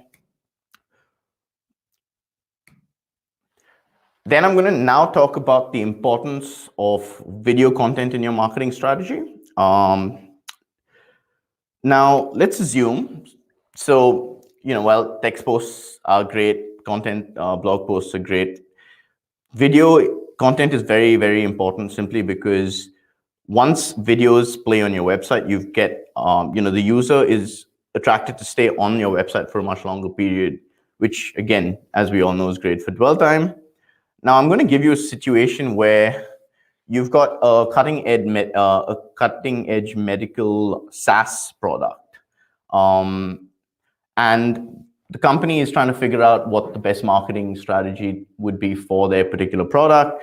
And it's a brand new it's a brand new they finally get some budget to spend in marketing, and they're trying to figure out what the best way to spend it is on. Now let's assume that they they've created a post about how to use their product, and they go a bit of the extra mile, and they include images, and they give context, which give context to your explanation of that particular tool and how to use it. And now they've created a video. So what they've ideally done is they've actually gone the extra mile and spent a lot more effort in building their content hub, and because of that they've gotten rewarded. So it's very important to understand that video content it enhances the depth and the quality of your SEO content, and it also improves the user experience and the time spent on your website, which is, as we all know, as I mentioned quite a few times earlier, it's great for your SEO. Similarly with podcasts, it's very important to understand that podcasts as well have a similar effect, because a lot more people in today's day and age are listening to podcasts as they drive around. So building podcast content is also great for your SEO strategy, and it's pretty important that when you're creating a content strategy, you're thinking about all these areas, and you're thinking about how you could utilize them to maximize your efforts on your site. And it's also a known fact that video content earn a lot more organic links compared to regular content. It's more than 90% of people share the video that they watched online.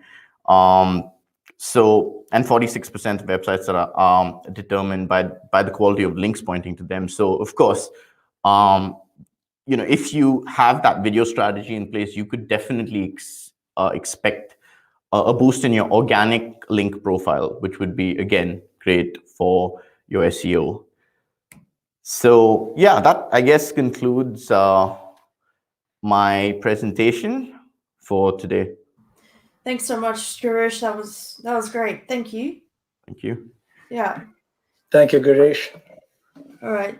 Yeah. So Well done. yeah, I think to kind of like encapsulate that, content of course is always going to be a really widely discussed topic in SEO, as it is one of the three pillars, in my opinion, that is pretty much the most important. So essentially content, technical SEO, and your authority, your link profile. So that's essentially what always going to be really super relevant. I might just go straight to questions, and then we can sort of have maybe more of a discussion around it. So in your presentation, you mentioned the HVC. HVC, Yeah. So Peter asks, have you tried any other frameworks for content writing, like 6+1 or Pain Dream Fix? I've tried the hub spokes strategy, where you're creating different hubs and spokes for the hubs, and then you're creating basically a strategy around that, and then building on that. So I've not tried. No, to answer his question, no, I haven't. I mean, I'm open to suggestions. I mean, does he have any what does he recommend? Yeah. Well, I guess a good follow-up with that is an example of a finished product using that framework, because I think a lot of that is very much focused on product pages and things like that. It is both. For ideally, it is for it is more for users to take action on your article. So yeah, it is more sales focused, and I guess it focuses more on the bottom of the funnel, I guess, conversion areas rather than top of the funnel. Yeah, David Stratton, CSP. He asks, can you explain hub and spoke in links? Yeah, so I guess hub and spokes is when you're creating, you've got different, I guess, content areas where you've got the hub, which is your main content ideas, and then you've got spokes, which are related to your hubs, and then the spokes could be, so the hub could be like the main category, and spokes could be subcategories that relate to the hub, and also when you do have a lot of the subcategories that relate to the main hub, you do have, a spoke could also be you creating content that is that acquiring unique to you. So guest posts, for example, could be an example of spoke kind of content that relates to the main category, which is the hub. So ideally, the hub and spoke is when you've got many main categories, and then you're creating branches of those main categories to different spokes to then build on your content strategy. Okay, cool. I'm just trying to like swap out in my brain hub and spokes for things that like I think about like day to day. Yeah, cool. A couple of things like, just a couple of language words and things like that I don't particularly use in my day to day, but nonetheless, like a lot of what you're saying, going back to like YouTube and podcasts and things like that, that's obviously not like extremely practical advice for everybody. It's not practical advice for everybody, for sure. Yeah, but I mean, if you come up with creative solutions to, because we did have, certain clients who were in pretty sort of mundane cybersecurity, for example, and they came up with a strategy where they built on a podcast and they used that podcast within their SEO content, and we saw some really good results from that. So, it can be, it isn't practical advice for everyone, obviously, because it is time consuming and involves a lot of resources. Yeah. But if you are willing to, but if you're going to invest in it, then that makes sense. But like, how are they sort of like measuring the performance of that? With like, so are they being able to see like that they've got a page, and that they've got structure around that page, and there's like content that's from the content, page, so ideally, the way it's structured is they've got podcasts, on podcasts platform like Podcast One. And now what they basically decided to do is they decided to focus on implementing that within their website.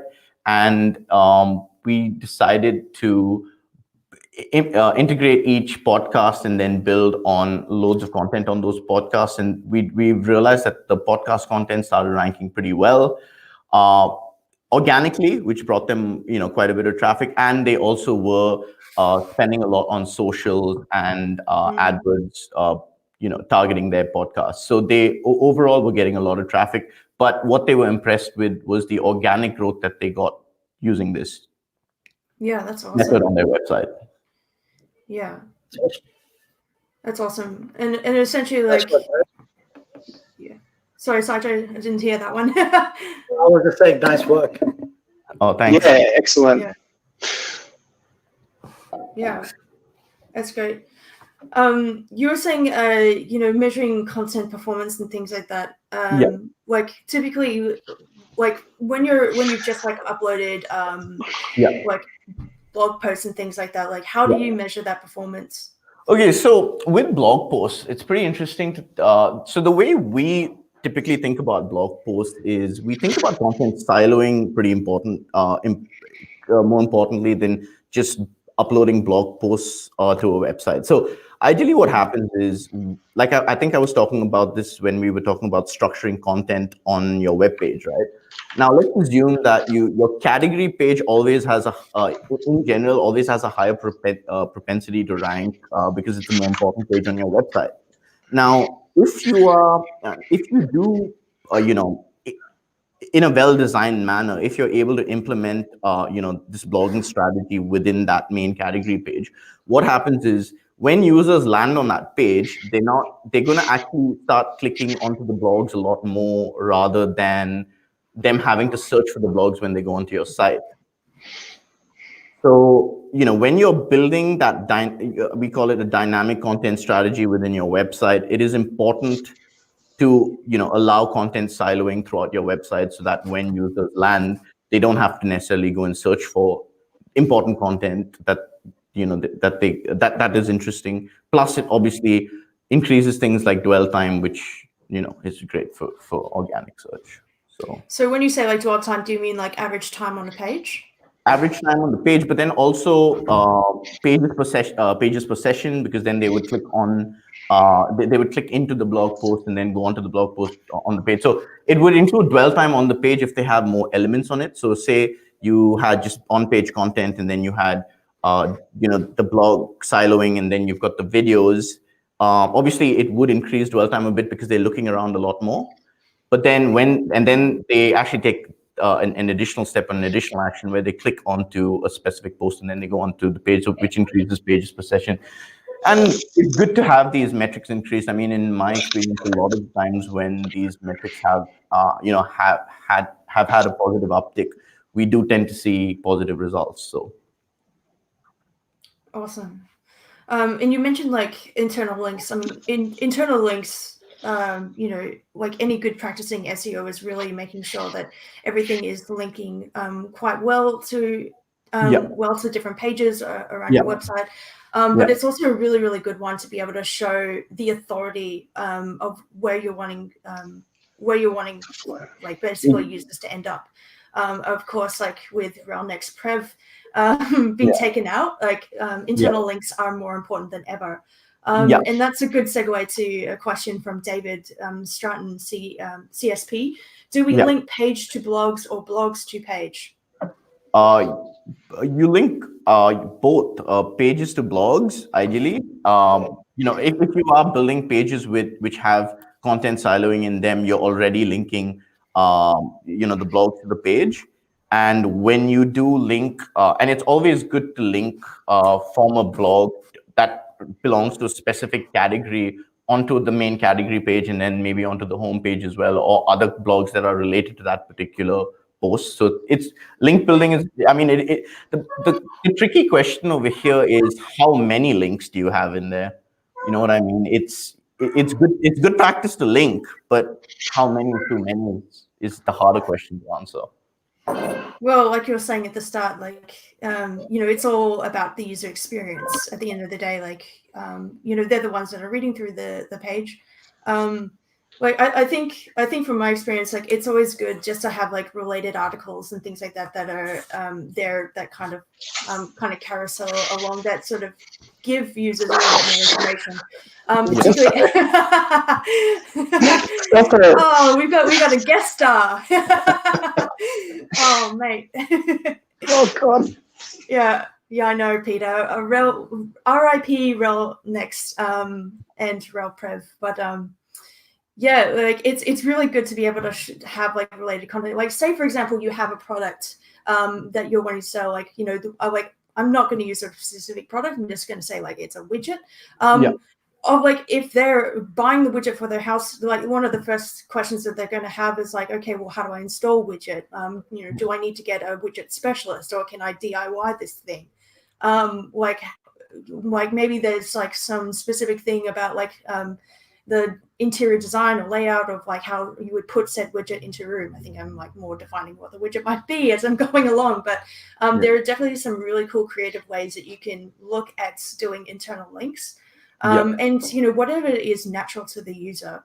Of course, if you're writing like a bit of a wrap-up piece, like something that is maybe best widgets for spring, like having like a product page that shows like those types of widgets that you can sort of link to give people a bit more information. Like if you're wanting to look at black widgets, if you're wanting to look at other different variables of widgets, then you're going to have like pages or links to. I mean, that all makes pretty good sense. But when we're looking at pages, there are obviously things that we can do to like really make sure that users are being able to find deeper pages and pages that we want them to find. Exactly. And then again, the anatomy of a page is very different on desktop and mobile as well, right? Because as Corey was mentioning earlier, page speed is pretty important. Now, you can't implement a lot on the mobile version that you look at implementing on the desktop version sometimes, because if your mobile site gets slow, then that's an issue, because you don't want users to bounce off. So it can get a bit tricky when you have a lot of this information being implemented on pages. You need to make decisions on whether you need to implement them on both, or you need to be a bit selective on what you implement on mobile as well. Yeah, absolutely. I want to just bring up one more thing that you mentioned in your presentation, which was the name dropping. I'm going to relate name dropping to YMYL, so your money, your life kind of sites. Of course, with the Google algorithm that got announced earlier today, if you're just joining the chat, that got announced literally 13 hours ago, or probably 14 hours now. So a lot of that is to do with EAT, which is around expertise, authority, and trust. So of course, when I say your money, your life sites, for example, if you are a medical professional and you're giving advice, or if you're an alternative medical professional and you're giving advice, Google is scrutinizing that so much more to be able to make sure that they are serving content that is not just good and useful to users, but also is one that is not going to be harmful for them or going to give them some kind of issue. So YMYL, that kind of encapsulates medical, that encapsulates law, that encapsulates legal, that encapsulates finance, etc. Like things that your money, your life. So your life. But with name dropping, if you are able to tie in really well-known industry body kind of advice, and then basically say if you're saying a statement, we are saying this because this particular body basically says and supports that NLP, natural language processing, is smart enough to be able to understand that a lot better, to be able to really understand and qualify your content a lot better, which will give you a much better opportunity to rank. So but going back onto name dropping, you were saying the Rand Fishkins and the Matt Cutts of the world, just to kind of relate it back to people with sites and trying to figure out how to do good SEO on their site. Of course, look at who is the relevant authoritative body in your site. If you are not the authority currently in your in your industry, look at what they're saying, and basically, if you've got the quote them, and that's a really good way of being able to do it. And if you can get them to give you guys a quote or a link back to your post, nothing like it, because then that would, if you're able to get them to quote on your blog, nothing like it, because then that would that would bode really well with your organic results. 100%. And of course, on Google Webmaster Blog, they literally did quote Dr. Marie Haynes and Lily Ray as good people to read their content, because they've got some really, really great advice, particularly around what that means. So if you have essentially a governing body that will quote the kinds of advice that you're giving to your users, that is 100% ideal. And I'm just gonna share what Peter's saying here, become the authority, be the change you want to be in the world, which is a really, really nice way of bookending it here. We'll bookend you what I'm saying. Switching to a motivational speaker kind of gig. Well, helped out with Peter, of course. He's always so good at being able to encapsulate really good concepts quite succinctly. I want be the change you want to be in the world. Yeah, I think I'm not 100% if it's a Gandhi code, but I think it might be. Well, you know what? I was just thinking there was a bit of the next question, I think, maybe just to bring up, and we'll make this one the last question, but Saijo, you wanted to bring up that you thought that unique content was overrated, and there was a couple of people in the chat that tended to agree. Let's open that. It's like, it's not like a blanket statement that's always true, right? But like a lot of the time, like, people go out of their way to kind of make unique content, and it's not always necessary. Like, I've seen advice given where people will tell you, like, you have to change each and every product description on your e-commerce site and stuff like that. I don't think it really matters for those kind of pages. Like, you don't need to always have every content on your page to be unique. Like, it doesn't work that way. So if you invest that in something else, you'll probably get better returns, maybe a link building campaign, maybe building out new content and stuff like that, then rather than going and changing each and every content block on your page to be unique. So I think it's just the frustration of that coming out and saying unique content is overrated. Not like I'm never saying don't write unique content. So that's what. But that'd be black hat though, with a link building campaign, wouldn't it? Like for me, I don't really. Black hat. I'm willing to give it a shot. Maybe not on client sites. Maybe I should specify that. But I've got sites where I do black hat stuff. I'm just poking fun, mate. It's all good. The work you get ranked, so why not? Yeah. Well, I think my thoughts around unique content, if I can. Sorry, I do realize that I am kind of hogging the chat a little bit, but I have so many thoughts around content because it is, like I said, one of the three main pillars of SEO. You know what? If you are wanting to do something different and be able to provide users with something that is truly revolutionary, that gives them a much quicker answer, then by all means, absolutely go for it, because you could be basically leading the SERPs when basically it understands and renders your content, it is able to parse your content. Fair enough, but what does unique content mean? Maybe I'll take that back to Girish. What does unique content maybe a little bit more defined? What does that mean? Anything that doesn't raise a flag in Copyscape, I think that's I guess unique content is when you're you've got already a lot of information out there with content, right? You've got thousands and thousands of blog posts written about a specific topic. Now, I guess unique content is trying to see what's out there already, trying to consume what's out there already, and then trying to, create twists that are logical and trying to, again, rebuild that content with those twists in mind, and then publishing it to see what the result is. Again, that is what I think unique content is. It's not necessarily writing something that's, completely different, but it's got a bit of a different angle to whatever's out there. Yeah.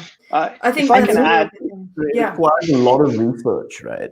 So you need to actually be patient, and you need to go through a lot of stuff to figure out how you can add a different twist to what already is there. I think it has to add value. See that original content useful. It's all about value. It used to be content is king. Oh God, I used to want to kill people when I heard that. And then it's moved on to unique content.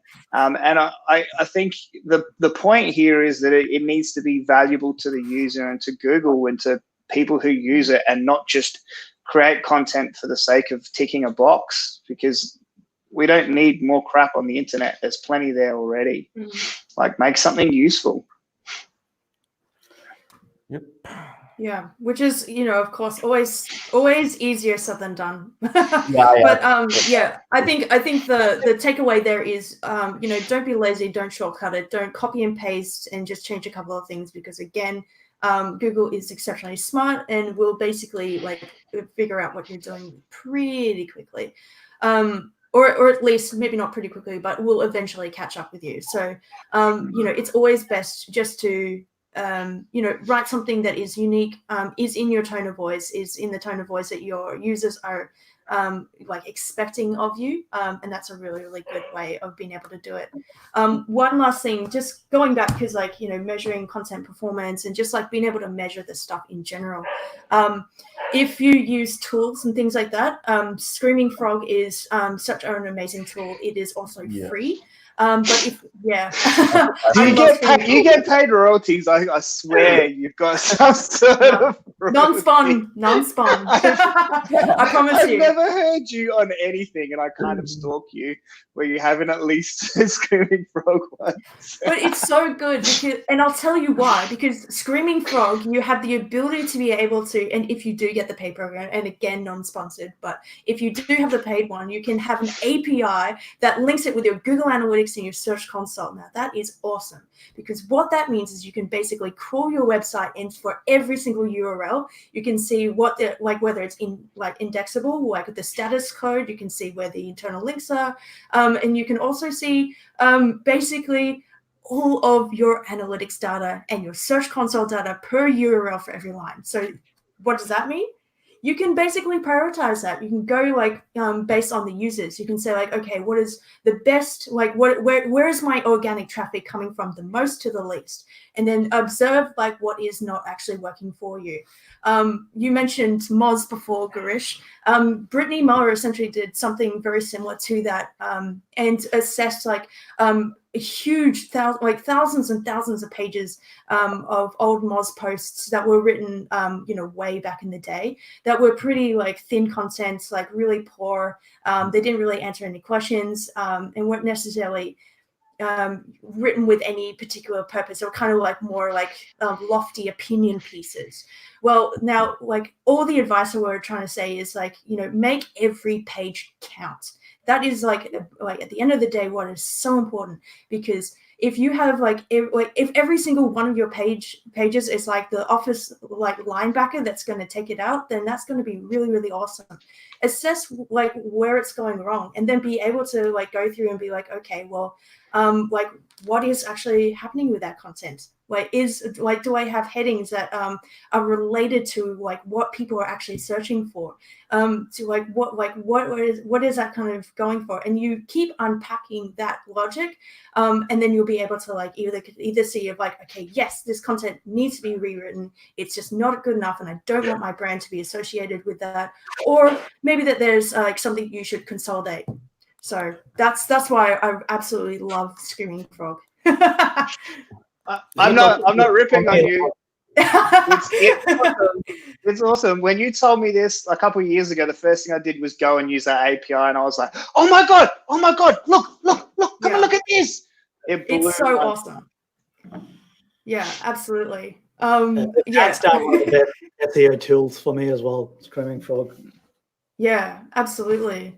And there's also other tools. I don't want to just like sort of say like, one tool above all the rest, because, it's kind of like comes down to, what's your preference? Like Deep Crawl, a lot of, really SEOs that I love and admire use Deep Crawl, and it's got like fantastic ways of being able to like unpack and like show things like with really great colorized graphs, and be able to see things like before and after shots. Like it's awesome. And of course, there's SEMrush, where you can look down. They've made so many different changes, and I think like the one thing, and particularly for content, the one thing that's so impressive is like their subfolder. So you can basically just look at, say like, you've got a Shopify site and you've got categories. Just look at like the categories and find out like what are your best performing categories, just from just like pasting it into like their little domain analytics bar, and it will pull up all the metrics for you there. It is pretty great.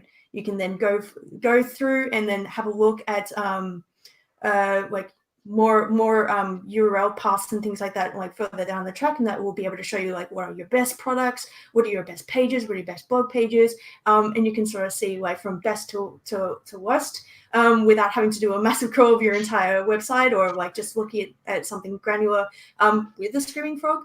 That is so awesome. So yeah, sorry, I kind of took it away there, but like there is so measuring content performance is something that I think I really want to like drive that with the conversation, because a lot of the time, thank you, Peter, collections in Shopify. I don't know what I said.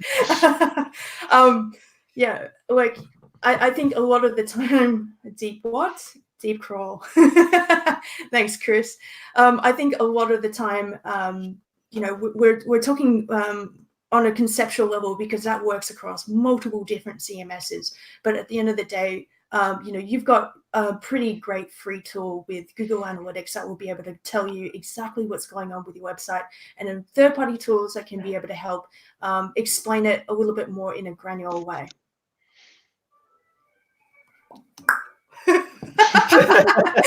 Sorry. All right. Does anyone have anything else to add? No. No, that's it. All right. I'm gonna finish it up there and just say like thank you so much, Girish. Before we do like the end announcements, Girish, how can people find you after this conversation? Just hit me up on LinkedIn. Hey. Girish Sawlani. Yeah. Awesome. I will update all the links below with Corey's details and Girish's details, and you can contact them you know, through those channels. So yeah, great guys, thank you so much for your time. It was really awesome. Heaps of people learned so much, and I'm sure like you have some bubbling questions away. So reach out to those guys, subscribe to this channel, SEO Meetup Melbourne. We are 100% on YouTube. Maybe this could be like a continuing thing even post-COVID. I'm really enjoying this. So yeah. And while you're at it, hit that bell icon as well. Maybe it's there. Yeah. Creating call to actions within the video SE, Saijo. What was that? Creating call to actions within the video SE. I live and die by it. Making us take some actions, I see. Call to actions. Yeah. Call to actions, baby. Give those users something to do once they land on that page. Awesome. Exactly. All right, guys. Thank you so much. See you. Thank you guys. Take care. Thanks. See you guys.